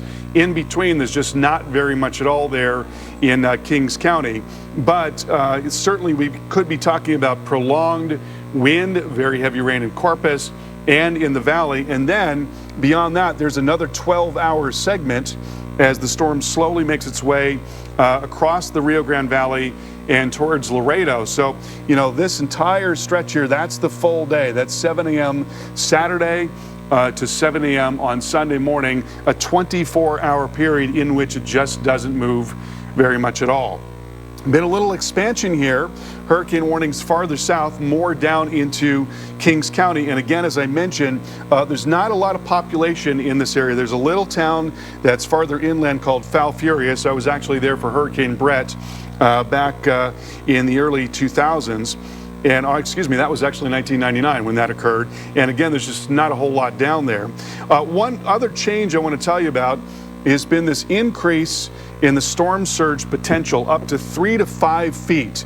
And so, you know, once you get to 3 feet of storm surge, that is life-threatening storm surge. So we're talking particularly about those barrier islands, Mustang Island outside of Corpus Christi, and then also Matagorda Island all the way up the coast there. You really don't want to be on those islands as the storm is coming in, because you're going to have that storm surge, that rise, water level rise, and repeated rounds of that with waves coming in, because it's going to be just such a long duration event. Now look at the satellite presentation here, and you know, really interesting. There appears to be, you know, maybe just a little bit of dry air trying to sneak in on the west side. You know, and sometimes that'll have an impact and it'll begin to bring down storms near the center. That's not happening in this case. I mean, these storms are going gangbusters near the center of that circulation. Just a really profound flare-up of thunderstorms near the center. And that, too, from a satellite perspective, is an indication of a strengthening storm. This thing is definitely getting its act together. We're even seeing some indication of an eye wall there on the radar. So I want to show you one high-resolution model forecast here. It may not happen exactly like this. This is meant to give you the flavor of this. This particular model brings this eye wall in. It's starting tomorrow morning, so that's when conditions are really starting to go downhill. And again, this prolonged period of water being pushed to the coast and that water level rise there along the coast. In this model's interpretation, the eye wall is maybe just south of Corpus, but I'll tell you, there are other models that show it farther to the north. So it is entirely possible that Corpus gets right squarely into that eye wall and into the very worst of the wind. Also, if it is a little farther south, that's going to mean that the Rio Grande Valley gets into the very worst of the wind. And all the way around here, all across deep South Texas, we're going to be talking about heavy rain and life-threatening flash flood potential for a huge section of South Texas. Chris, over to you. And Carl, real quick, I want to go back to the satellite that you were just showing us, and you were talking about the dry air and the fact that this storm was fending off that dry air. So will you first kind of explain to everybody why dry air is significant, how it affects a hurricane, and then why it's so significant that this storm is fending off that dry air? Yeah, well, you know, a hurricane is a great big heat engine, and the way that this heat engine works is it draws in warm and humid air, and when you get condensation, that process, that actually releases heat, releases latent heat, and that keeps the heat engine going. Now, when you bring in drier air, you introduce drier air, well, that creates some downdrafts in these thunderstorms, so they actually begin to collapse a little bit when you get enough dry air. And we've seen that a billion times, where you've got a healthy looking tropical cyclone, some dry air gets injected into the circulation. In fact, we just saw that with the one that went up the East Coast, and then you see a collapsing of those thunderstorms. And oftentimes what you'll see is some dry air tries to intrude, but the circulation is so strong and it's drawing up so much warm and humid air from all around the Gulf of Mexico. Even though you've got this little intrusion of dry air, it's able to say, you know what, I don't really care about that. I'm just going to go ahead and continue to formulate my very efficient heat engine here. So this thing is looking more and more healthy by the moment. I mean, that is a really impressive satellite picture, and I would not be at all surprised if it is a very formidable looking storm by the time we get into tomorrow morning. Chris? And Carl, you made a great point too a few moments ago when you mentioned, as you were covering this last night, the forecast for right now wasn't this strong. So would it surprise you?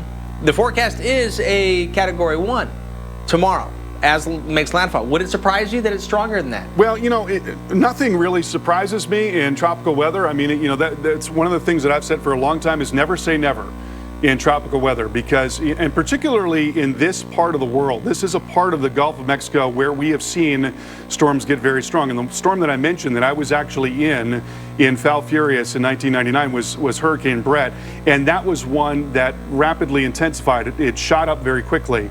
And so, you know, there's always this outside chance that you see a storm really intensifying quickly. And, you know, one of the things that we like to look at is what's going on with the environment. Well, we know there's a little bit of wind shear on the north side.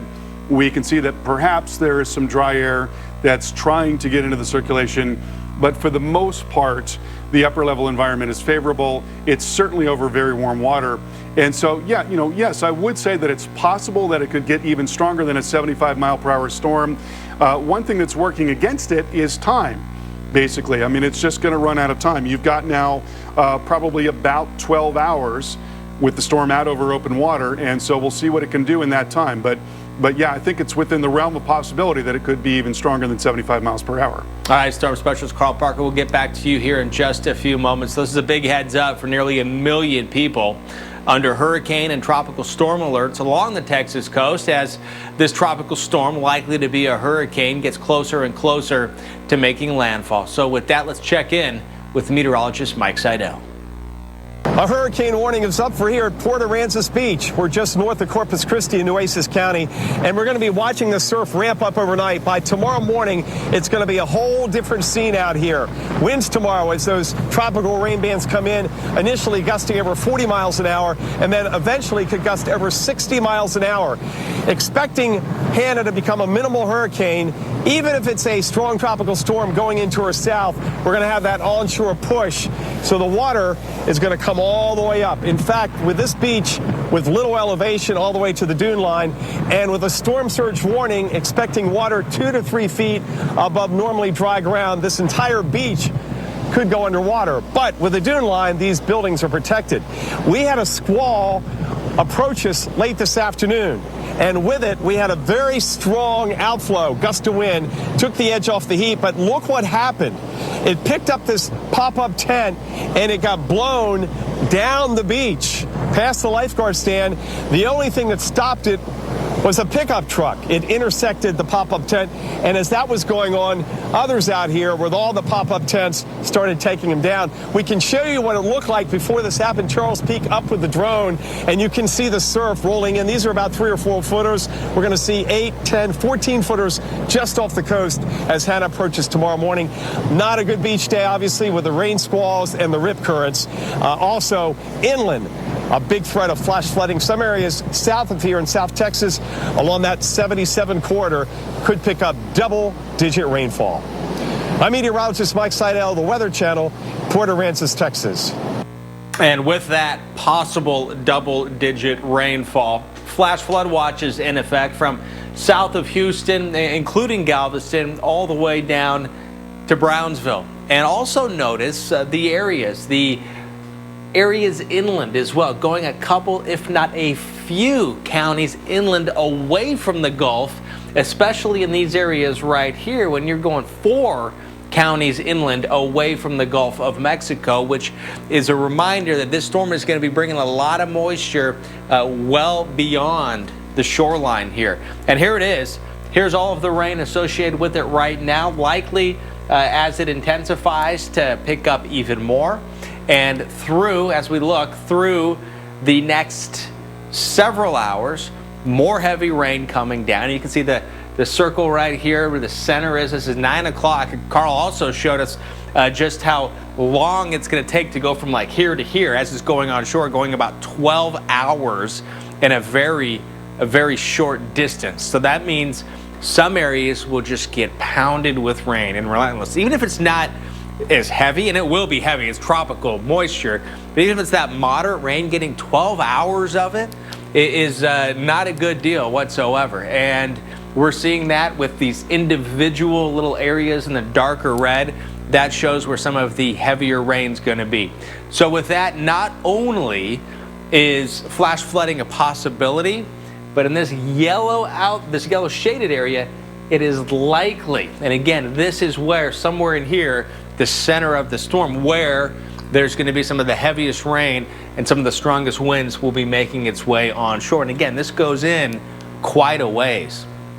So then tomorrow through Sunday, it's still hanging around. It's still strong storm inland as it's going into Mexico, and it's still bringing a lot of heavy rain. So the European forecast model does show that track essentially where some of the heaviest rain is going to be associated with this. And this, the forecast model, is showing 1 foot to 1.5 feet of rainfall. Now the USGFS also actually showing up to 1 foot and 1.5 feet. Not exactly in the same places, but I'd say this is a pretty big heads up. Anywhere in here, in fact, I'll even go out this way too into Mexico, just a big heads up. We're looking at quite a bit of very heavy rain. Not the only tropical system possibly impacting parts of the United States. Let's go now to Storm Specialist Carl Parker. Chris, yesterday at this time we were looking at a beast of a storm in the eastern Pacific. This was Douglas as a Category 4 hurricane. Look at the structure on that thing. I mean, you just don't see storms like that very often. Extremely well-defined eye wall there. You can even see a little of the ocean floor, that dark color showing up in the center of the eye. Very scary storm, but what we knew is that the storm was going to be moving over slightly cooler water. And these storms derive their energy from warm ocean waters, and that has been enough to degrade that circulation some. Now there's a live look at Maui. The forecast appears to be a little less dire here in the Hawaiian Islands, as the track is probably going to be just a little to the north of the islands, which are actually kind of a small target. So let's give you the particulars on the storm. 115 mile per hour Category 3 hurricane moving to the west northwest at 20 miles per hour. And I want to show you the forecast track here along with the water temperatures, and where you see that green and blue color, that's the cooler water that will serve to weaken the system. But also we're expecting that this track is going to be north relative to what we were looking at yesterday. Yesterday we were seeing this potential for a hurricane to slam into the Big Island, in which case you'd be talking about massive tree damage and also terrific flooding. Now it appears that that core is going to pass to the north of the Big Island, but may come really close to the north side of Oahu, in which case we could be talking about very heavy rain and very gusty winds come Sunday. Domino's Nose Delivery Earth, Sunday nights on the Weather Channel.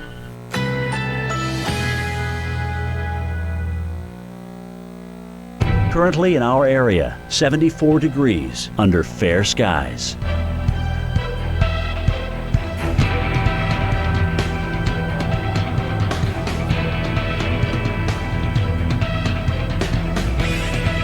Tonight, a stray shower or thunderstorm is possible early. Cloudy intervals, low 71. Winds light and variable. Saturday, thunderstorms developing in the afternoon. High 89. Chance of rain 60%. Saturday night, partly cloudy, chance of a thunderstorm. Low 72. Chance of rain 30%. Here's our 7-day outlook.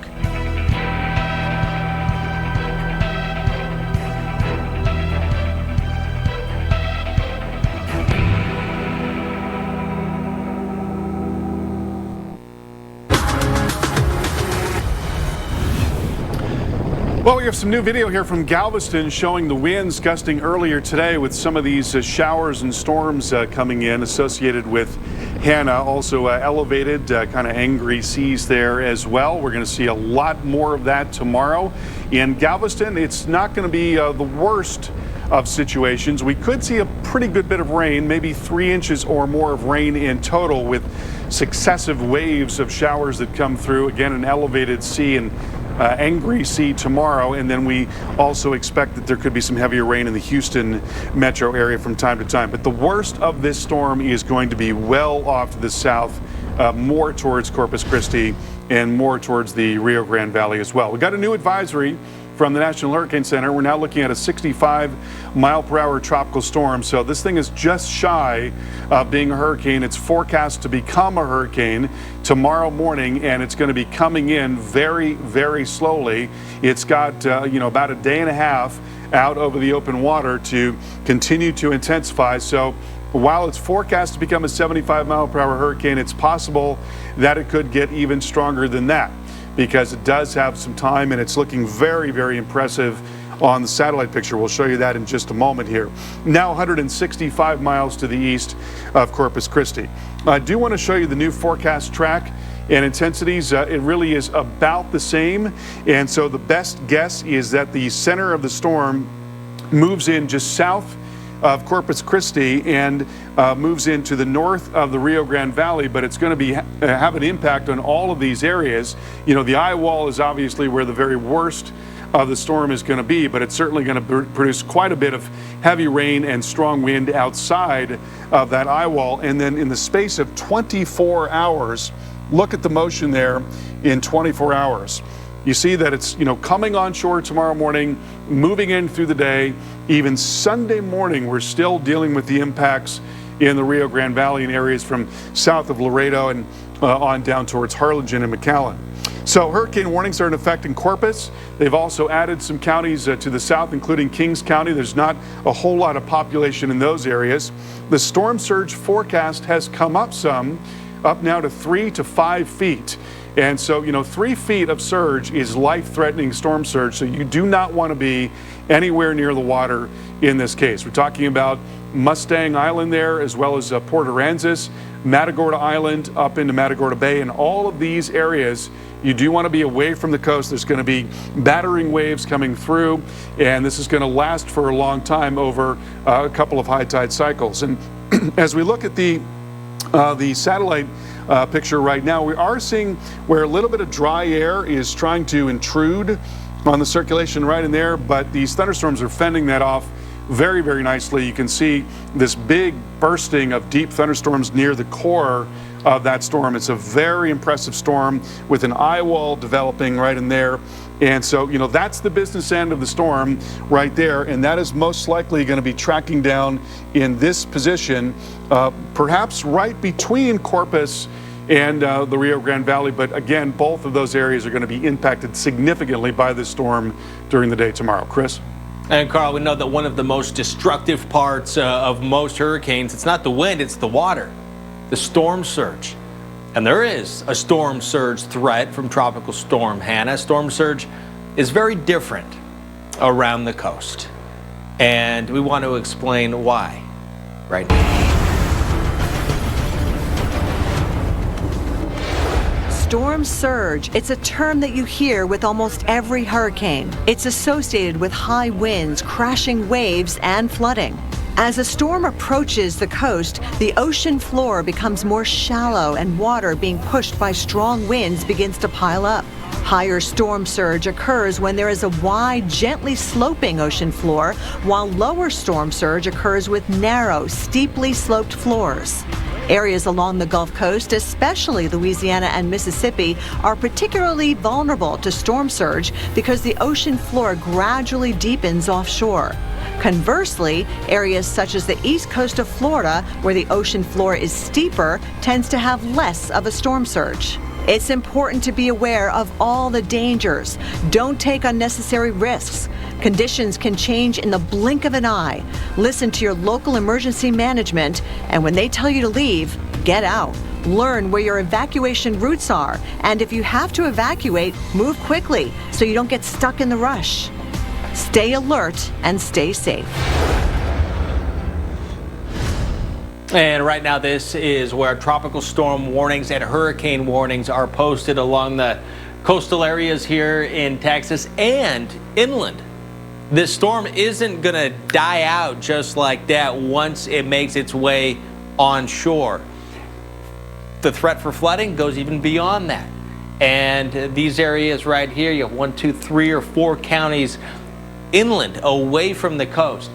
Here's the storm, and it is slowly moving to the west at 8 miles an hour, not moving very fast, continuing to get closer and closer to the coast with a few showers, cruising into Galveston, into Houston, getting farther inland. It's going to be, cloudy occasionally, and there's going to be a few storms, but the bulk of the nasty weather is going to be closer to the coast and just those few counties inland.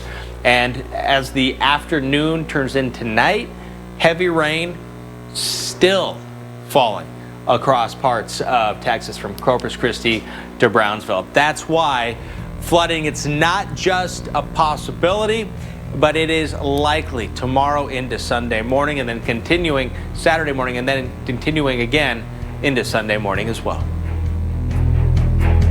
Hey, you! Clear.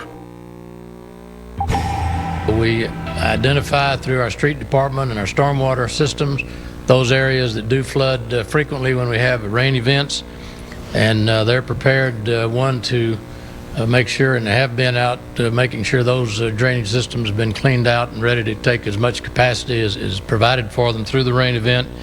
And I think they'll have that work done before the rains really start hitting. Rain, a big concern in Corpus Christi. It is a big concern south of here and well to the west of here as well. A lot of rain is coming with what is right now a 65-mile-an-hour tropical storm, likely to be a Category 1 hurricane tomorrow. We'll see if it ends up being stronger. The storm is getting stronger right now as we speak.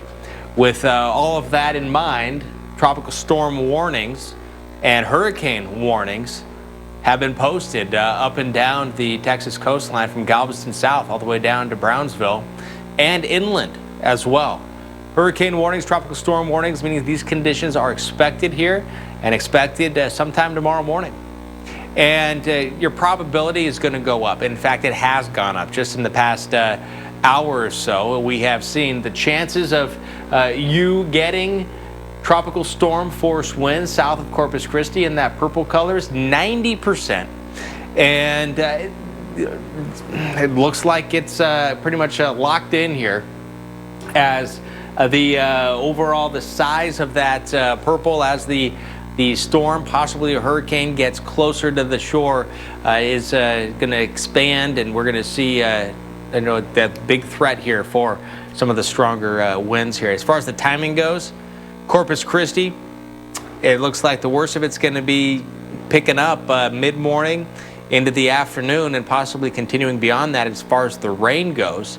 Looking at 3 to 5 inches. Some areas, some parts of Texas, again, could be in that double digit. And some of the models, Carl, impressive, 1 to 1.5 feet of rain. That would be some serious bad news. Yeah, I mean, there's no doubt about that. This is an area that is notorious for flooding, and when you're talking about adding perhaps double-digit rain, then we're going to be looking at some localized, perhaps really serious flash flooding. And the thing that makes this heartbreaking is the fact that they've had just a terrible time with the coronavirus in the Rio Grande Valley in particular. And here you're going to add this crisis to this with a long-duration wind event and a flash flood event as well. And our hearts going out to all of the people of South Texas as they continue to deal with the coronavirus down there. 65-mile-per-hour storm right now, as Chris mentioned, moving west at 8. It has slowed down by 2 miles per hour, and that slow forward speed is a very big part of this story. It's going to take a long time to move on shore. It's got a good 15, 16, 17 hours over water going forward here. It's already looking very formidable on the satellite picture, and as Chris mentioned, we might be talking about something stronger than a 75-mile-per-hour storm as it moves in. There you see it, this developing eye wall, this ring of storms rotating about the center there. And Chris also showed you this tropical storm force wind probability. You notice how the strongest of wind is, perhaps centered just south of Corpus Christi, but man, that's going to be a really close call. This is one of our forecast models showing you this eye wall coming in, and the northern part of that eye wall starting to affect areas perhaps just south of Corpus Christi, but that would mean very, very close, obviously, and to getting into that hurricane force wind, but certainly winds gusting 50, 60 miles per hour there at a minimum, and maybe a good bit stronger than that. And a little bit of a deviation to the north is going to make a very big difference. And you'll also notice the southern part of the eye wall, that coming into South Padre Island and into Brownsville. So in those areas, if it were to happen exactly like that, they'd be looking at some very strong offshore wind and also very heavy rain. And then again, that thing continues to just slowly crawl across South Texas and producing several inches of rain, double-digit rainfall. That, I fear, Chris, is going to be one of the really heartbreaking aspects of this storm. Over to you. Yeah, and something that you cannot underestimate. It is definitely something you have to be thinking about. And let's take a look right now a little bit farther to the north in Galveston, 85 degrees. Latest wind gusts have been up around 33 miles an hour, and you do have also the possibility of seeing some of the heavier rain, which includes the chance that some of that heavy rain could lead to flash flooding. Flash flood watches posted all the way up from Brownsville to Galveston, and the high-resolution future radar and the wind gusts showing that frequent gusts 30 to 35 miles an hour here, Corpus Christi up to Victoria, and even inland as well. Going to see winds possibly gusting up to 50 miles an hour at times. On the road. Home unites us. Welcome back to our coverage of a strengthening tropical storm on its way to becoming a hurricane. We are looking at a 65-mile-per-hour tropical storm that is now due south of Houston and to the east of Corpus Christi. It's going to start moving in tomorrow morning. Already we've got conditions beginning to deteriorate along the coast, but it's going to be much, much worse by tomorrow morning. Much stronger wind moving in, very heavy rain moving in as well.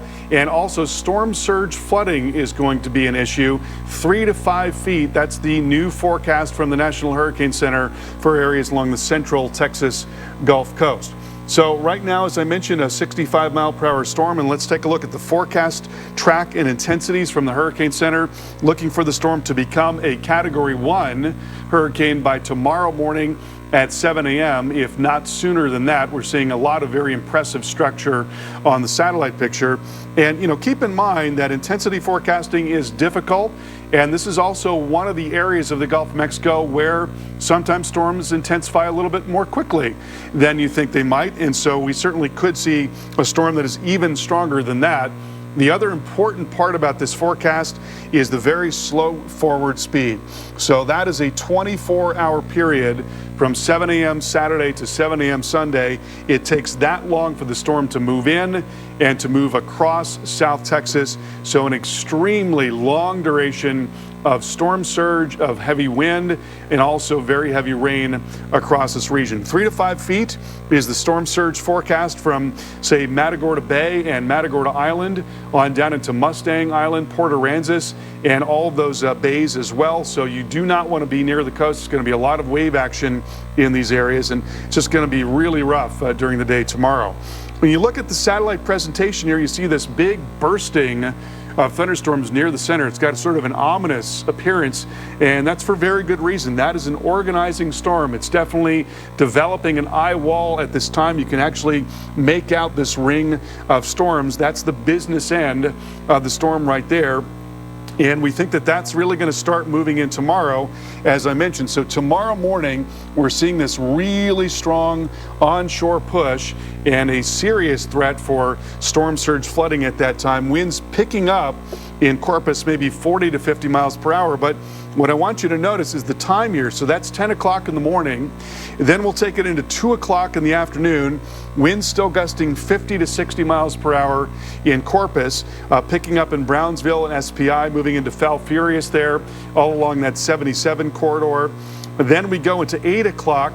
So another 4 hours later, we're still gusting 50 to 60 miles per hour in Corpus Christi. So you're talking about a wind event that's going to last all day long. And that's a big part of why we think that there are going to be trees coming down and power lines coming down and some structural damage. So that's the wind part of this. That strong wind coming down into the Rio Grande Valley, even into 2 o'clock in the morning. We've still got very strong wind there in McAllen and Harlingen. And finally, that storm begins to move away. Also, because of the slow forward speed, we're going to be looking at exceptionally heavy rain. Flash flooding is likely from Corpus and right down the coast into Brownsville and along the Rio Grande Valley. This is broadly what we're looking for in terms of rainfall. It's going to be widespread 6 to 7 to 8 to 9 inch amounts, but there will be some pockets of double-digit rainfall tomorrow. And this is an area that is notoriously prone to flooding. It's mostly flat terrain, but there is a little bit of terrain in some areas.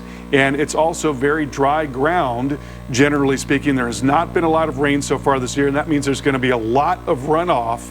And life-threatening flash flooding is going to be a distinct possibility here in deep South Texas tomorrow. And, you know, Chris, as we've said a number of times, it's been in the news for a while now that they are having a terrible problem with the coronavirus.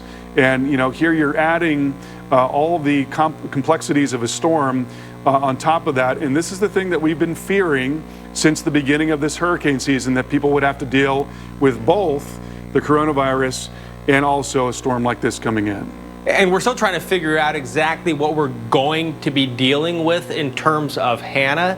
And Carl, I want to talk a little bit about the hurricane hunters. So the last update, a 65-mile-an-hour storm, that they are out there measuring the storm. They are gathering data, and they have a lot of different devices in which to do that. Now, they were out there when the latest update came in, and the National Hurricane Center, you know, using all the evidence they have available to them, you come up with that 65-mile-an-hour wind. Do you think it's possible that it's stronger than 65 right now? Well, yeah, I mean, you know, that's certainly possible. It's got a really impressive appearance on satellite. And, you know, when the hurricane hunters fly through the storm, you know, they're basically getting a snapshot in time. They're getting a section of the storm, and they're looking at the wind in that area. Yes, they were going through the storm here. They actually found some flight level winds of 83 miles per hour. And so what they do is they reduce that. They take about 80% of that, and they can extrapolate the surface wind from that. So, you know, that fits 65 miles per hour. They also got some readings from what's called the step frequency microwave radiometer, which scans the ocean surface. There's actually a radiation that comes from a very agitated sea, and it's a very accurate instrument. So they've got a lot of tools to use, but they are just getting a snapshot. And when they were flying through and they were getting these readings, well, you know, that was an hour ago. And so the storm could very well have gotten a little stronger in an hour's time. I mean, that's what you have to do. You have these 3-hour blocks basically where you're able to assess either using satellite imagery or some combination of satellite imagery and also what the hurricane hunters are doing. But I can show you what they were finding as they were going out here. More recently, we're not seeing as strong of wind there as they're beginning to pull away from the storm. But, you know, when you look at the satellite presentation, it is just very, very impressive. A lot of deep thunderstorms bursting about that center. So this is definitely a strengthening storm. It's a very serious storm. It is going to be an awful day tomorrow in Corpus and in the Rio Grande Valley, and we'll have more on that coming up. Puberty means personal space. Earth, Sunday nights on the Weather Channel.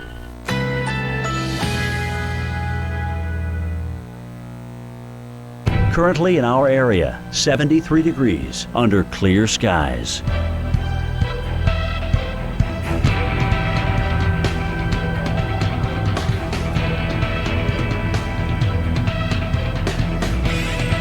Tonight, a stray shower or thunderstorm is possible early. Cloudy intervals, low 71. Winds light and variable. Saturday, thunderstorms developing in the afternoon. High 89. Chance of rain 60%. Saturday night, partly cloudy, chance of a thunderstorm. Low 72. Chance of rain 30%. Here's our 7-day outlook.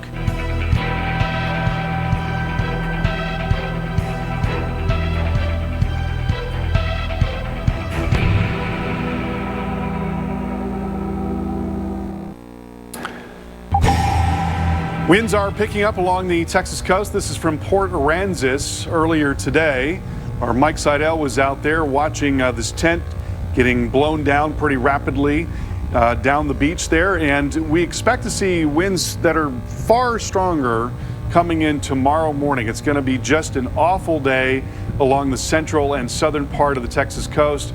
Could be hurricane force wind gusts, and it's going to be a prolonged period of time because the storm is just not moving very quickly. That's one of the things that we have long feared is a slow moving tropical storm or hurricane, and in this case we are expecting a hurricane tomorrow morning. Right now it's a 65-mile-per-hour tropical storm, so it's just about there. It's not very far away from being a hurricane, and we do expect that it will become a hurricane into tomorrow morning, if not sooner than that.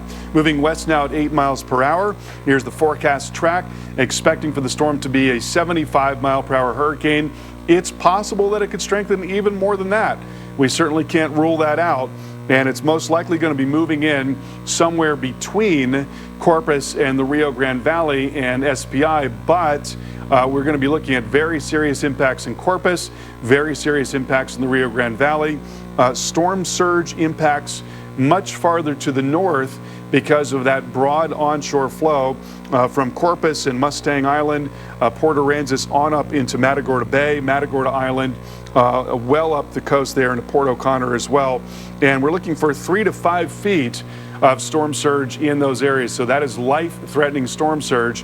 And the high tide in these areas is going to be tomorrow morning, and that is going to be right as we're seeing this very strong onshore push. This is showing you tomorrow morning at 10 a.m. So you've got this really very strong and broad onshore push driving into the coast on either side of that high tide tomorrow. So that's going to be one of those critical times when you don't want to be anywhere near the coast and even the bays as well, because the water is going to be piling up there. Then we'll take this into the afternoon, and we're going to be looking at a prolonged period of strong wind. So winds gusting 50 to 60 miles per hour in Corpus, and it's going to go on like that for hours. I mean, it's going to be all afternoon. It's going to go well into the evening as well. So you can bet that that is going to cause some serious power outages. It's going to bring down some trees, some power lines, and probably cause some structural damage as well. Also very strong winds down in Brownsville at SPI. You notice it's going to be an offshore flow for a lot of the day tomorrow in the underside of the eye wall, so it's not going to be as powerful as the onshore flow. When you've got an onshore flow, you've got no friction, and so that's where the strongest of wind comes in, whereas this wind that's coming off the land is tangling a little bit with some trees and other things in the terrain, and so that slows it down just a little bit. But then we see even into tomorrow night, we're still gusting 50, 60 miles per hour. That strong wind is getting into the Rio Grande Valley, into Harlingen, into McAllen, and that goes on until very early in the morning. 40 to 50 mile per hour wind gusts in Laredo and McAllen early on Sunday morning. And then finally, as we get into mid-morning on Sunday, finally this thing is starting to bodily move into Mexico, and it's also beginning to weaken at that time, so it's not quite the same storm at that time. This is the radar view, and here you can see this developing eye wall right in there. Another big part of this story is the fact that you're going to be looking at tremendously heavy rain moving across deep South Texas just because it's not moving very much at all, because it's so slow. There's an inverse relationship between speed and the amount of rain that you get. So as you slow the speed of a tropical cyclone, you increase the amount of heavy rainfall that you get. And we are looking for widespread areas of several inches of rain, but double-digit rainfall in some spots. And this is an area that is, notorious for flash flooding. And, this is going to be among our very serious worries tomorrow, Chris. They're dealing with the crisis as it is down there with coronavirus, and then here we've got flooding coming in tomorrow, and probably power outages and maybe some structural damage. It's going to be a really, really tough day tomorrow, unfortunately. Yeah, there's a lot to think about, a lot to consider with this, and a lot of people have questions, and we're going to do our best to try to answer some of those questions. Here is one of the questions from a viewer, and The question is, will Hanna bring storm surge to coastal Texas, and what is the chance for life-threatening flash flooding for Hawaii with Douglas? That's right, we have 2 storms that are threatening the United States in the Atlantic Basin, the Gulf, and the Pacific. Yeah, and so the answer to the first part of it is yes, we are absolutely going to be looking at life-threatening storm surge coming into the Texas Gulf Coast. High tide again is tomorrow morning, so that's going to be a critical time. We're going to see a very strong onshore push, already getting some water level rise right now, but we're going to be looking at as much as 3 to 5 feet of that tomorrow. You do not want to be anywhere near the coast or the bays when that happens. We do have better news as regards Hawaii. It appears now, and this is still subject to change, we're still a little ways away, but the trend in the modeling has been to move the core of this hurricane more to the north, in which case we wouldn't get anywhere near the amount of rain that we thought we would get yesterday. Let's hope that that holds.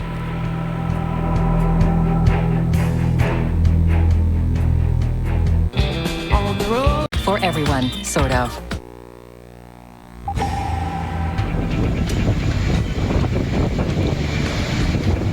New video into the Weather Channel from just a short time ago showing some of the windy conditions from Hanna along the Texas coast. This from Victoria, winds gusting stronger than 35 miles an hour, all as Hanna, which could become a hurricane, moves closer to landfall in Texas. It's a matter of hours, not days now. Flags up, stay out of the water. Red flags flying in coastal areas in Texas. Dangerous waves, part of the threat. Heavy rain and flooding, another.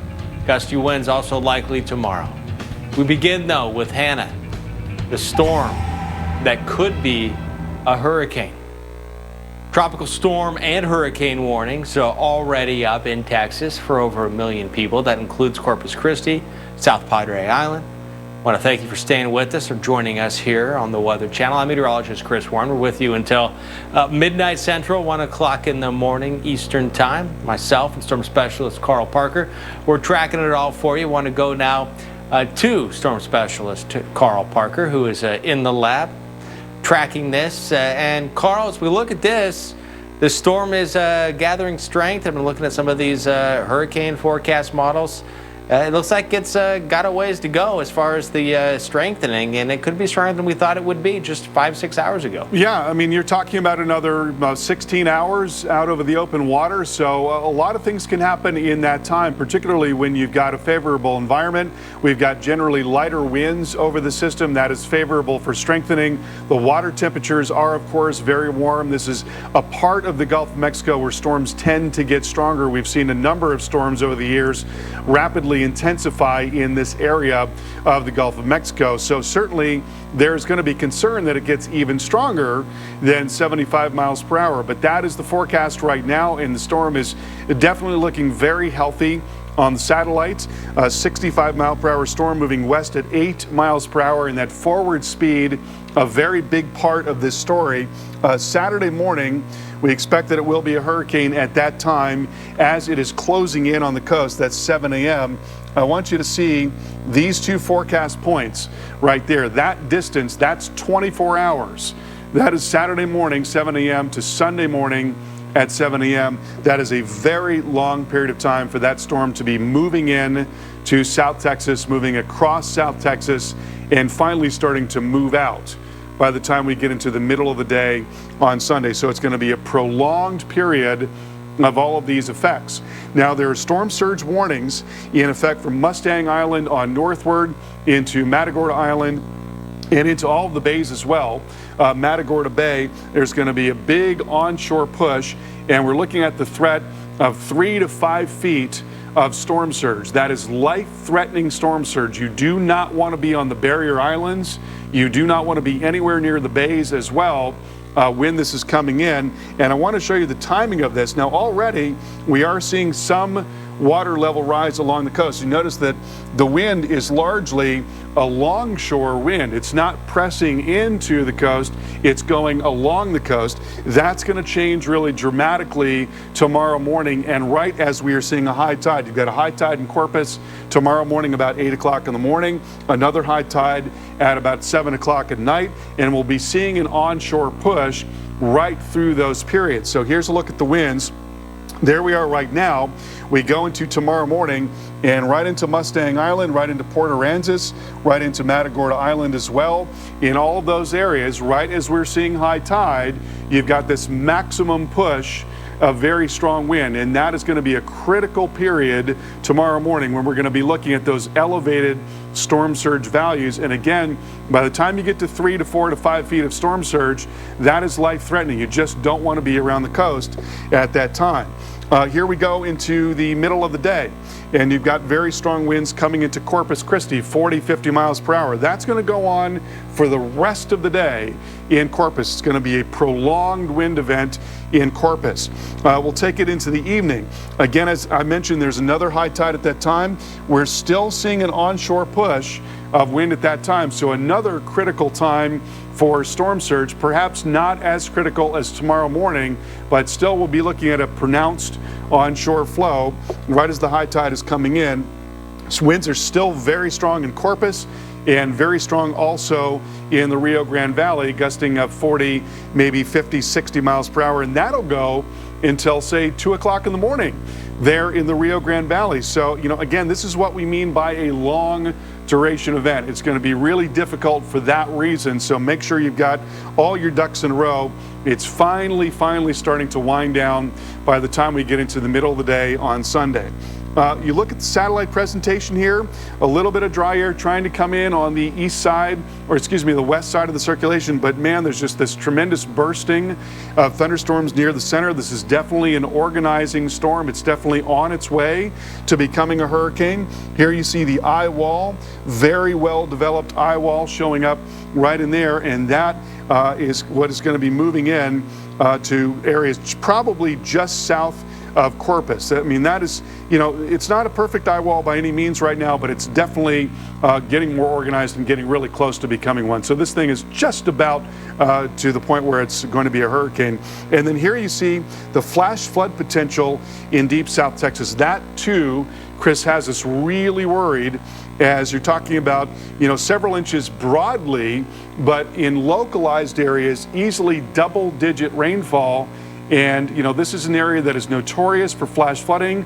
And, you know, I fear that we're going to be looking at some really rapid rises on the area creeks and streams there. It's going to be a very tough day tomorrow across deep South Texas and the Rio Grande Valley, unfortunately. And of course, here at the Weather Channel, we have crews in Texas that are going to be there firsthand to witness how things develop. And of course, we'll be here too, tracking and forecasting all of this. So we have you covered. And nearly 1 million people under hurricane and tropical storm alerts along the Texas coast as this tropical storm, which could eventually become a hurricane, it's the forecast, does eventually make landfall sometime tomorrow in Texas. So with that, let's check in now with meteorologist Mike Seidel. A hurricane warning is up for here at Port Aransas Beach. We're just north of Corpus Christi in Nueces County, and we're going to be watching the surf ramp up overnight. By tomorrow morning, it's going to be a whole different scene out here. Winds tomorrow as those tropical rain bands come in, initially gusting over 40 miles an hour, and then eventually could gust over 60 miles an hour. Expecting Hanna to become a minimal hurricane, even if it's a strong tropical storm going into our south, we're going to have that onshore push, so the water is going to come all the way up. In fact, with this beach, with little elevation all the way to the dune line, and with a storm surge warning, expecting water 2 to 3 feet above normally dry ground, this entire beach could go underwater. But with the dune line, these buildings are protected. We had a squall approach us late this afternoon, and with it, we had a very strong outflow, gust of wind, took the edge off the heat, but look what happened. It picked up this pop-up tent, and it got blown down the beach, past the lifeguard stand. The only thing that stopped it was a pickup truck. It intersected the pop-up tent, and as that was going on, others out here with all the pop-up tents started taking them down. We can show you what it looked like before this happened. Charles, peek up with the drone, and you can see the surf rolling in. These are about 3 or 4 footers. We're going to see 8, 10, 14 footers just off the coast as Hanna approaches tomorrow morning. Not a good beach day, obviously, with the rain squalls and the rip currents. Also, inland, a big threat of flash flooding. Some areas south of here in South Texas along that 77 corridor could pick up double-digit rainfall. I'm meteorologist Mike Seidel, the Weather Channel, Port Aransas, Texas. And if you get double-digit rainfall, it's pretty much a guarantee there's going to be flash flooding somewhere. And these are the areas where flash flooding is a possibility. Flash flood watches in effect from areas south of Houston over to Galveston, down all the way down to Brownsville, and then inland as well, several counties. And this is that storm, a lot of heavy rain associated with it. Starting to see it wrapping up right in here. A little bit more yellow, a little bit more orange, a little bit more red showing up on the radar right now, with this storm still intensifying, still getting stronger. Overnight hours, we can see the heaviest of rain gets closer and closer to the shore. There will be areas outside of the main part, closer to the center. Outside of this, there's going to be bands, there's going to be thunderstorms that will be working inland quite a bit, but then it slowly kind of trudges on shore. Some of these locations will just get hammered hour after. It's now 10 o'clock. It didn't move very far. So we're dealing with and looking at what could be a very serious flash flood situation, because we're talking possible, and in yellow right here, it is likely there is going to be flash flooding. So tomorrow through Sunday, that is the concern. And then again, Sunday into Monday, it's going to be a while before this gets all the way out of here, dragging in a lot of this Gulf moisture, leading to what could be some very heavy rain. Just take a look here at what the European forecast model is showing us. And I'm going to highlight the areas here in yellow. These are the 3 to 5. And notice as well, there's the, we'll go ahead and do this too. Let's put in right in here some of the higher amounts, which includes the 12 to 18 inches. Now, that's the European model. Now let's take a look at the GFS. Pretty close. Even right in here is where they agree. It's offshore, but eventually that kind of gives you the character that eventually some of that heavy rain is going to come in. But that's offshore, but still it shows you, and then pretty close here. They agree in a little bit that there's going to be somewhere south of Corpus Christi, north of Brownsville, somewhere in there. Both models are showing a foot of rainfall. So some serious business here. That being said, some areas are behind in precipitation, but that at this point is, I think, somewhat trivial. Let's go back to storm specialist Carl Parker, because the, one I don't think outweighs another. Getting a little bit of help with a dry period when we're talking about the potential for a life-threatening situation, which this certainly could be. Now, it does seem like we are getting a little bit of help in the trend of what Hurricane Douglas has been doing as it gets closer to Hawaii. Yeah, and we do have some better news on this front. We do hope that it holds, but this was what we were looking at yesterday, and that is just something that you do not see very often. That was a Category 4, 130-mile-per-hour storm, exceptionally well-formed storm there. You can see the eye and eye wall very, very clearly. You can actually see that sort of darkness at the bottom of the eye. A lot of times you'll have some low cloud at the bottom of the eye, and so it appears sort of whitish. But when you've got a really strong storm and the subsidence, the sinking air in the eye is really strong, it clears out that eye. And so that darkness that you see at the center of the eye there, that is the ocean. You're actually looking right through the middle of the storm and down to the ocean. So a very, very scary storm yesterday, but it's not the same storm today. And that's the good news.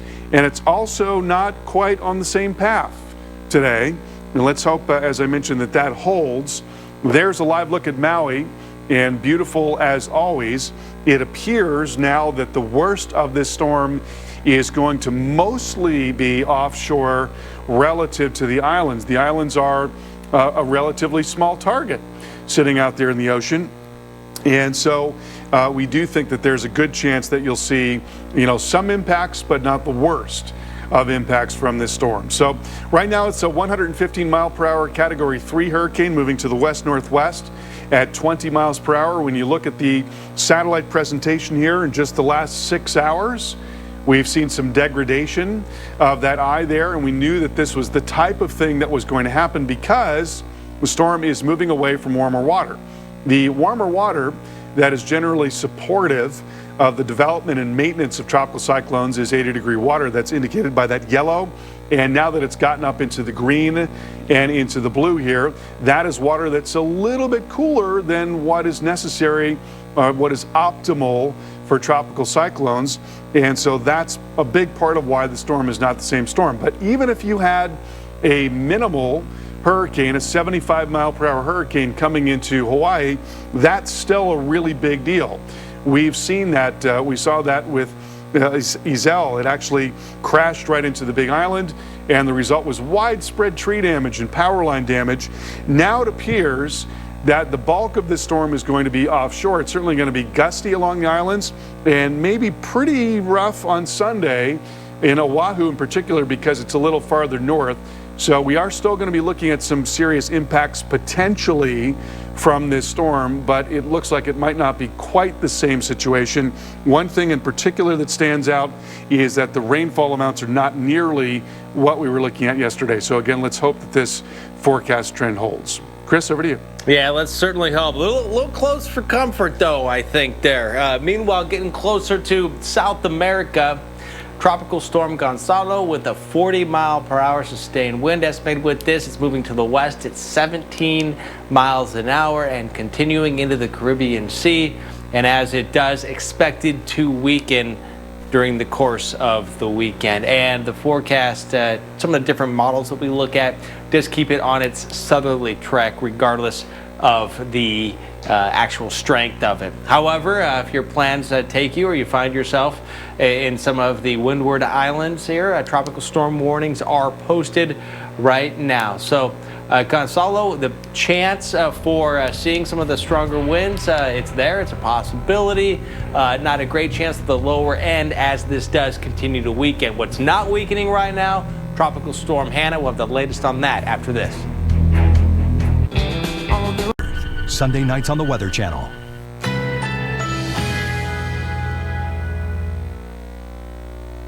Currently in our area, 74 degrees under fair skies.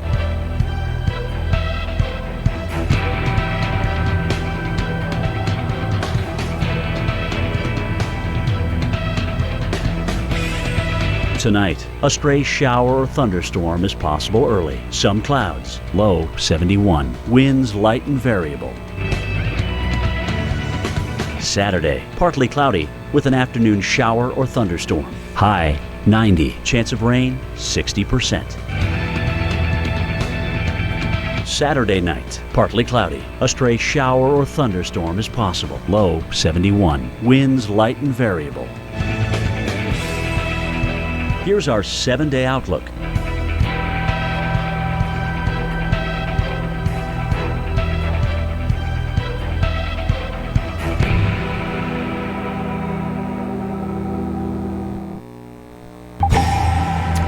Got some new video earlier today from Galveston, Texas, showing you conditions from Hanna, some of the far outer bands, if you will, some showers and storms coming in, along with an angry sea and elevated surf there.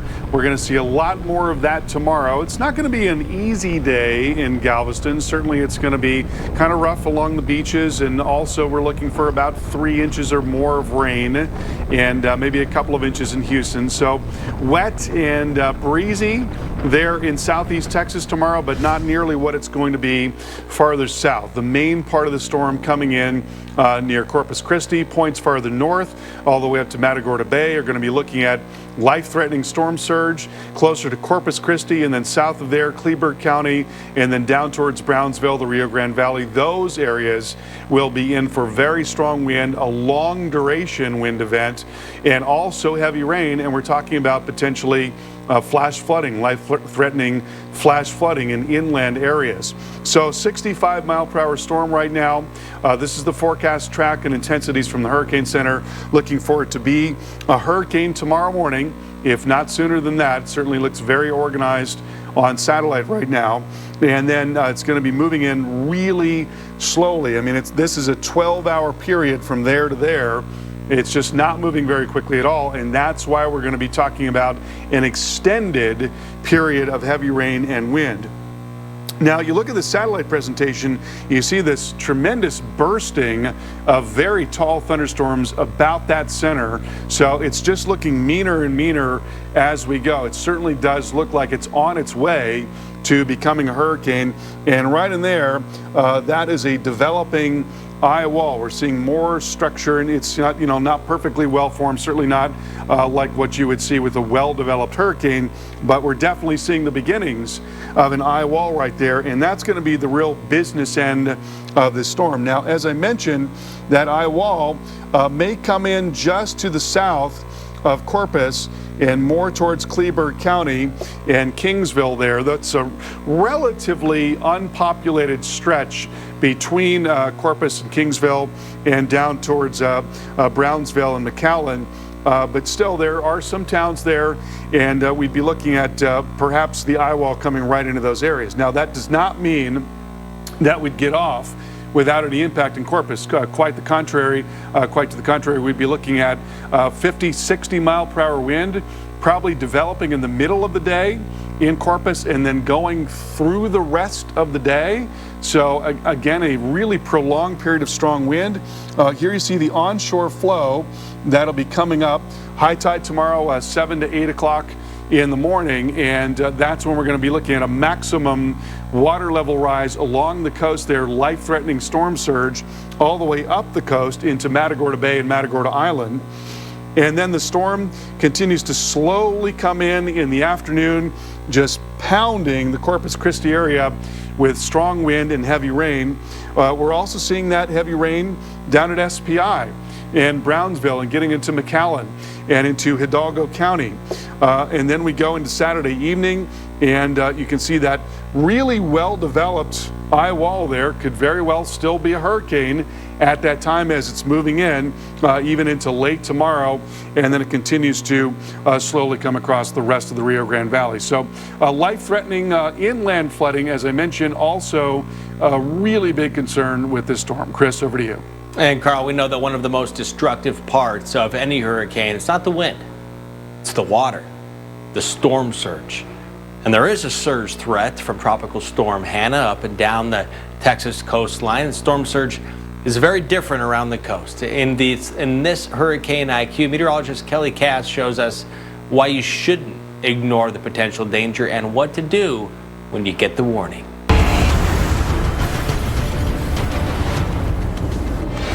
Storm surge. It's a term that you hear with almost every hurricane. It's associated with high winds, crashing waves, and flooding. As a storm approaches the coast, the ocean floor becomes more shallow and water being pushed by strong winds begins to pile up. Higher storm surge occurs when there is a wide, gently sloping ocean floor, while lower storm surge occurs with narrow, steeply sloped floors. Areas along the Gulf Coast, especially Louisiana and Mississippi, are particularly vulnerable to storm surge because the ocean floor gradually deepens offshore. Conversely, areas such as the east coast of Florida, where the ocean floor is steeper, tends to have less of a storm surge. It's important to be aware of all the dangers. Don't take unnecessary risks. Conditions can change in the blink of an eye. Listen to your local emergency management, and when they tell you to leave, get out. Learn where your evacuation routes are, and if you have to evacuate, move quickly so you don't get stuck in the rush. Stay alert and stay safe. And now it's a matter of hours, not days, before we see some of the worst of what Hanna is going to bring, whether it remains a tropical storm, not looking as likely, or a hurricane. And the question is, Category 1, Category 2. This is what we have right now from the National Hurricane Center. Tropical storm warnings in effect here. Hurricane warnings also up along parts of the Texas coast. And here it is wrapping up the heavy rain and thunderstorms that are with it right now, eventually moving on shore, getting closer. Here's 2, 3. This is overnight, 5, 6, morning, 8, 9. Now, 9 o'clock in the morning, showers and storms are rolling in, and then the heart of this storm, mid-morning into early afternoon, really packing a big punch and going into the night, still not completely onshore. 5 important facts. 1. You're in a Pro Plan Live Clear. We identify through our street department and our stormwater systems those areas that do flood frequently when we have rain events, and they're prepared, to make sure, and they have been out making sure those drainage systems have been cleaned out and ready to take as much capacity as is provided for them through the rain event. And I think they'll have that work done before the rains really start hitting. And when that rain hits, it can hit in a pretty big way. It's dark in Galveston, 85 degrees. Winds have been a bit gusty, up to about 29, even stronger than 30 miles an hour in the past few hours here. And Galveston is one of the areas that can experience tropical storm conditions here during the day tomorrow. As we watch this storm get closer and closer to the Texas coastline, there is still a chance, plenty of time, that this will get stronger. Tropical storm warnings in red, hurricane warnings in purple. So these conditions are expected. And this is one way to look at that. The tropical storm winds probability. So the chances that you are going to see and experience tropical storm force winds is 90%. There's a 90% chance, just about a guarantee, if you're in that purple color right there with Tropical Storm Hanna. Again, it does look like a possibility this could be a hurricane tomorrow. Corpus Christi, one of the areas where flooding is going to be a big concern, but the winds too, gusting to 30 miles an hour or stronger by morning. By the afternoon tomorrow, 50-mile-an-hour winds are stronger, a possibility. 3 to 5 inches, that's a pretty common forecast across areas from Corpus Christi down to Brownsville, but it is very likely that some areas in this 3 to 5 inch range will end up getting a lot more. It's just very difficult to say who ends up with some of the worst of it, because this is kind of a real-time thing. We don't know exactly where some of these bands are going to set up. These systems, they're all different, and you never really know, oftentimes, Carl, what's going to be happening until it's happening, unfortunately. Yeah, that's right. I mean, there is an element of nowcasting when it comes to these tropical cyclones, and certainly it's possible that we'll be looking at a storm that is even stronger than a 75-mile-per-hour hurricane tomorrow. We hope that that is not going to be the case. It's not very far from being a 75-mile-per-hour storm, and I'll tell you, that satellite presentation is getting meaner and meaner by the hour. Certainly it's a very formidable storm, and one that we do not want folks to take lightly by any means. And also, you notice here the motion, forward speed moving west at 8 miles per hour. That's going to make this a prolonged event across a good part of South Texas and along the middle Texas coast. There's the forecast calling for the storm to be a hurricane as it slowly comes in tomorrow morning. Storm surge expected from Matagorda Bay, Matagorda Island on down into Mustang Island there near Port Aransas. And we expect that there's going to be a high tide tomorrow morning. That's when that's going to be a really big issue as that high tide is coming through. I want to show you the high tides here near Corpus. 8 o'clock in the morning, 7 o'clock at night, or thereabouts. So those are going to be critical periods. And tomorrow morning, as the storm is nearing Corpus, we're going to see this maximum push of water towards Port Aransas and towards Mustang Island there and Matagorda Island as well. So in all of those barrier islands and the bays as well, you really want to be away from the water, particularly at that time when you have that maximum push of water on shore coinciding with the high tide. And then we're going to see that onshore flow still being very strong into the evening because the storm is moving so slowly. There we go into 2 o'clock in the afternoon, going towards a low tide, but you've still got a very strong push on shore. Winds really picking up in Corpus at that time. May well be that the worst of the storm, the eye wall of the storm, comes in just south of Corpus. I wouldn't count on it, but it could be that. It could be that it comes across, for example, Kleberg County near Kingsville there. That's a less populated stretch south of Corpus and down towards the Rio Grande Valley. And then we're going to watch all that wind and heavy rain make its way through the Rio Grande Valley very slowly, Chris, through the evening and into even early Sunday morning. Yeah, and Carl, we are dealing with and looking at a huge stretch of the Texas coastline here. And this goes from Galveston essentially all the way down to Brownsville as well. So we are looking at some of the city-specific forecasts here, and the high-resolution future radar with the wind gusts here shows us Corpus Christi, shows us Victoria, and we put this into motion. You can see the rain coming in by early to mid-morning and continuing to pound these areas into the afternoon. It's going to let up here and there, but when it comes, it's going to come with crushing force at times, and flash flooding a very real and serious concern. ProPlan Live. Kinder way to satisfy. Welcome back to our coverage of a very dangerous storm that is headed for South Texas and the Middle Texas coast tomorrow morning. We've got storm surge warnings in effect. The National Hurricane Center putting those out all the way up and down the coast, anywhere from Matagorda Bay on southward to Mustang Island. Life-threatening storm surge is expected in those areas. And this storm is a very serious storm. We do not want you to take it lightly. It's expected to become a hurricane. A 75-mile-per-hour hurricane is what is in the forecast. There is some potential for it to get stronger than that, as it's got a good 16 hours out over the open water before it really starts to come in.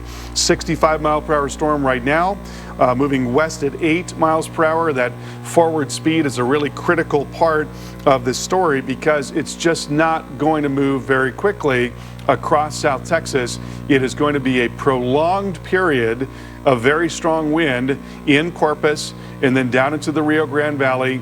A prolonged period of heavy rain developing tomorrow morning, continuing all day and even into Sunday morning. You look at the satellite picture, you see this tremendous bursting of thunderstorms about the center of the circulation, so it's definitely continuing to look more and more healthy. Looking at the radar picture, you can see what's happened here as these thunderstorms have gotten a little stronger around that developing eye wall. It's not quite as clear cut as the eye wall that you see on some radar pictures, but it's definitely an eye wall that is taking shape right now, and that's the business end of the storm, and that's the one that is likely going to come in somewhere between Corpus and Brownsville. Now, there could be a little bit of a shift in the track. That's always a possibility. We often see wobbles with these storms, so keep that in mind. Tomorrow morning, we've got high tide about 8 o'clock in the morning. We're going to be looking at this push of water moving on shore, as I mentioned, from Mustang Island up to Port Aransas, up across Matagorda Island, Matagorda Bay. In all of these spots, there could be 3 to 4 to 5 feet of storm surge. That's a life-threatening level of storm surge. You do not want to be anywhere near the water tomorrow as that's coming in. Another high tide tomorrow evening as well. And then the eye wall of the storm starts to come in, we think, through the middle of the day tomorrow. And that's going to be where the very strongest of wind will be. Now, whether that is just south of Corpus and in Kleberg County, say around Kingsville, or whether it's right over Corpus, remains to be seen. A lot of the modeling has indicated that it's going to be just south of Corpus, but it's going to be really close. If that's the case, you're still going to be into wind of 50, 60 miles per hour, and that's going to go on for hours. So as I mentioned, just because it's happening hour after hour after hour, that's going to really take a toll. That's going to bring down trees and bring down power lines. Also on the south side of the system, in the southern part of the eye wall, that is most likely going to roll across the Rio Grande Valley, in McAllen, in Brownsville, in Harlingen, in those areas. So you could be in for very strong wind through the day tomorrow, getting worse as we go through the day, and also heavy rain, Chris, and a flash flood threat that's going to extend all the way from the coast to the Rio Grande. So a really tough day for a lot of people tomorrow as this storm is slowly coming across. And Carl, it's going slow. It's late, you know, in the night or early morning, depending on which time zone you're in. But still, a lot can happen with this between now and landfall sometime tomorrow. What do you think is the biggest wild card with this whole Well, you know, I think the biggest wild card is whether or not it intensifies even more than what the models are indicating. And, you know, this is one of those parts of the Gulf of Mexico where we have seen a number of storms rapidly intensify. I was actually in one in Falfurrias back in 1999. That was Hurricane Brett. And Hurricane Brett got much, much stronger in a very short period of time. That's what we call rapid intensification. So that's always a worry, and particularly if you don't have anything that's really standing out to hold the storm back. And we don't really see that. There was a little bit of wind shear today. There may have been some dry air that got entrained on the west side of the circulation. It really appears to be fending that off at this time. For the most part, we've seen this just tremendous bursting of thunderstorms about the center of the circulation, and now the outflow pattern really spreading out.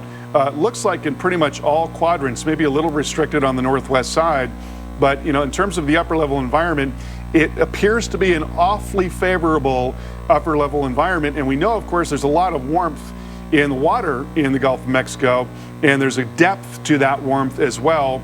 And so even as the water is getting churned up, we're still bringing up warmer water from below. So a lot of the environmental conditions would point towards the potential for some additional strengthening beyond what is forecast. You always have to leave that open as a possibility, especially in places like the western part of the Gulf of Mexico. So you think it's fair to say that worst case scenario at this point could get up to a Category 2?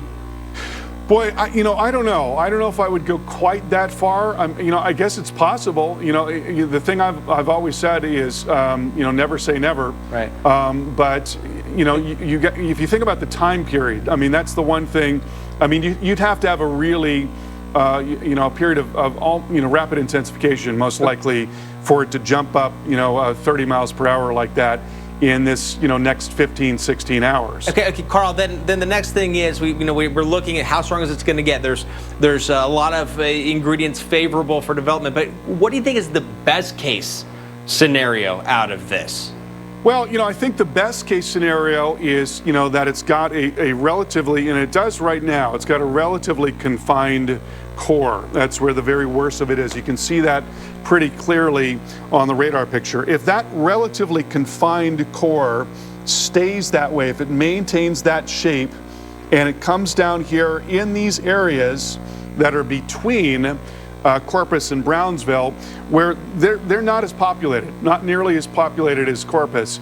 And, so that would be, well, not good for the towns in between those two cities. Certainly it would affect less people if it were to come into those less populated areas along the South Texas coast. All right, Storm Specialist Carl Parker, thank you so much. Still more to come here, a lot from the Weather Channel. We'll be right back. A migrant.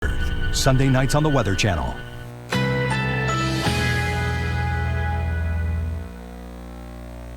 Currently in our area, 73 degrees under clear skies.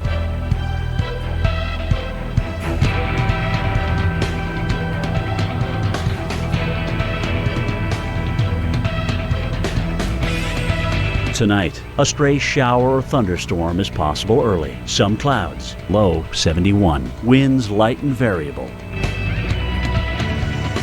Saturday, partly cloudy with an afternoon shower or thunderstorm. High 90. Chance of rain 60%. Saturday night, partly cloudy. A stray shower or thunderstorm is possible. Low 71. Winds light and variable. Here's our 7-day outlook.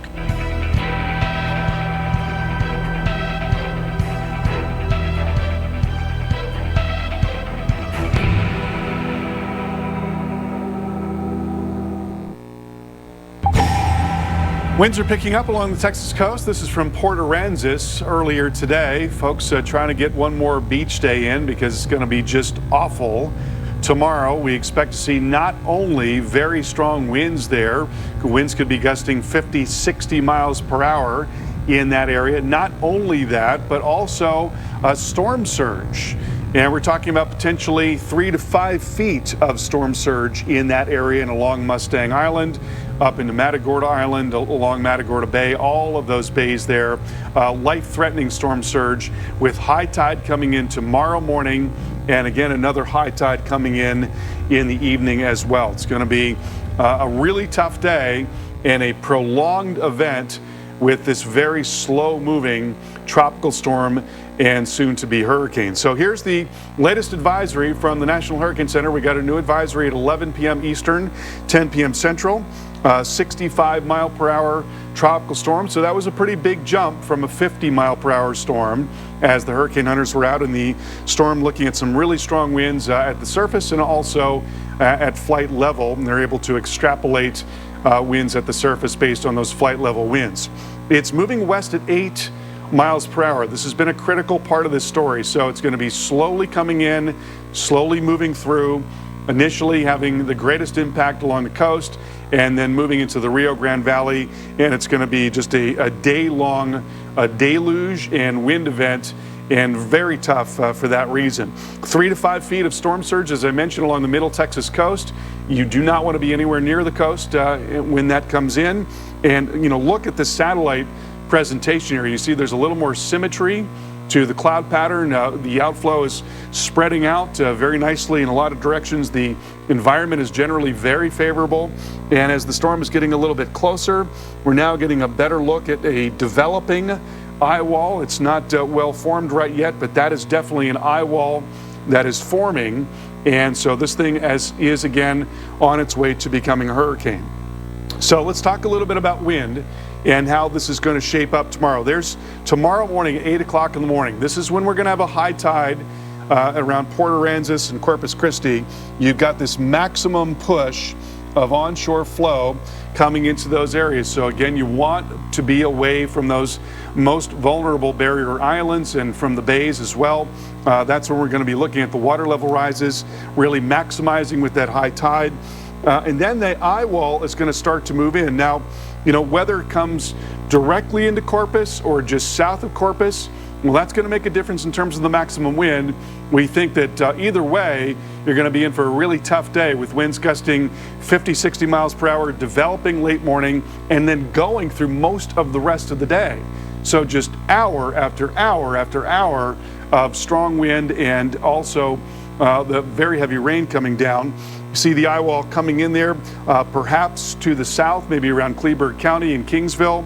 It's a less populated stretch between Corpus and Brownsville and SPI.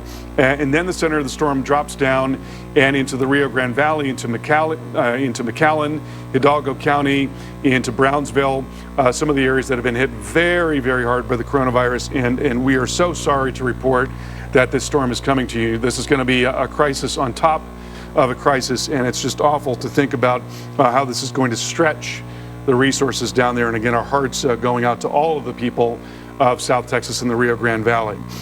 There's the flash flood potential, Corpus Christi and down towards the Rio Grande there. We're looking for broadly 5 to 6 to 7, 8 inches across this region, but there are going to be some isolated areas where we get even more than that. We could be talking about 10 to 12 inches of rainfall, and this is an area that's notoriously flood prone. It's mostly flat, there's a little bit of terrain, but you've also got very dry ground, and you tend to get more runoff on very dry ground. And so Chris, this too is going to be a big part of the worry tomorrow, as we could be looking at just torrents in areas where you've normally got creeks and streams that don't have that much flow. And there's still a lot of things we need to learn about how things exactly are going to play out. A lot of people have a lot of questions, and here's one of them we'd like to try to answer for you. What should we be more focused on with Hanna? David's asking, should it be the wind or the rain? Carl, what do you think? Well, you know, that really kind of depends on where you are. You know, I think the rain is certainly going to be a very big part of this. You know, from Corpus and then down towards the Rio Grande Valley, flash flooding is going to be a huge, huge threat. And you really want to be aware of that and how the flash flood warnings are developing tomorrow. The wind is going to be a big deal. There's no question about that. I mean, the wind is going to be, you know, going for a lot of the day tomorrow. So we'll be looking at power outages. I don't think it's going to be catastrophic wind. I don't think we're going to see a tremendous amount of structural damage. Certainly there will be some, but I don't think it's going to be a catastrophic wind. I think perhaps the bigger concern is going to be this flash flooding, and that is going to be likely across a good part of South Texas. But all the way around, it's going to be a really tough day tomorrow, Chris. All right, Storm Specialist Carl Parker, we certainly do appreciate it. And of course, here at the Weather Channel, we'll continue to update you on the very latest information. Again, Tropical Storm Hanna is forecast to become a hurricane before it makes landfall. And it doesn't look like it's too far away from land right now, but it has slowed down. It's moving to the west at 8 miles an hour. Keep it tuned in here to the Weather Channel.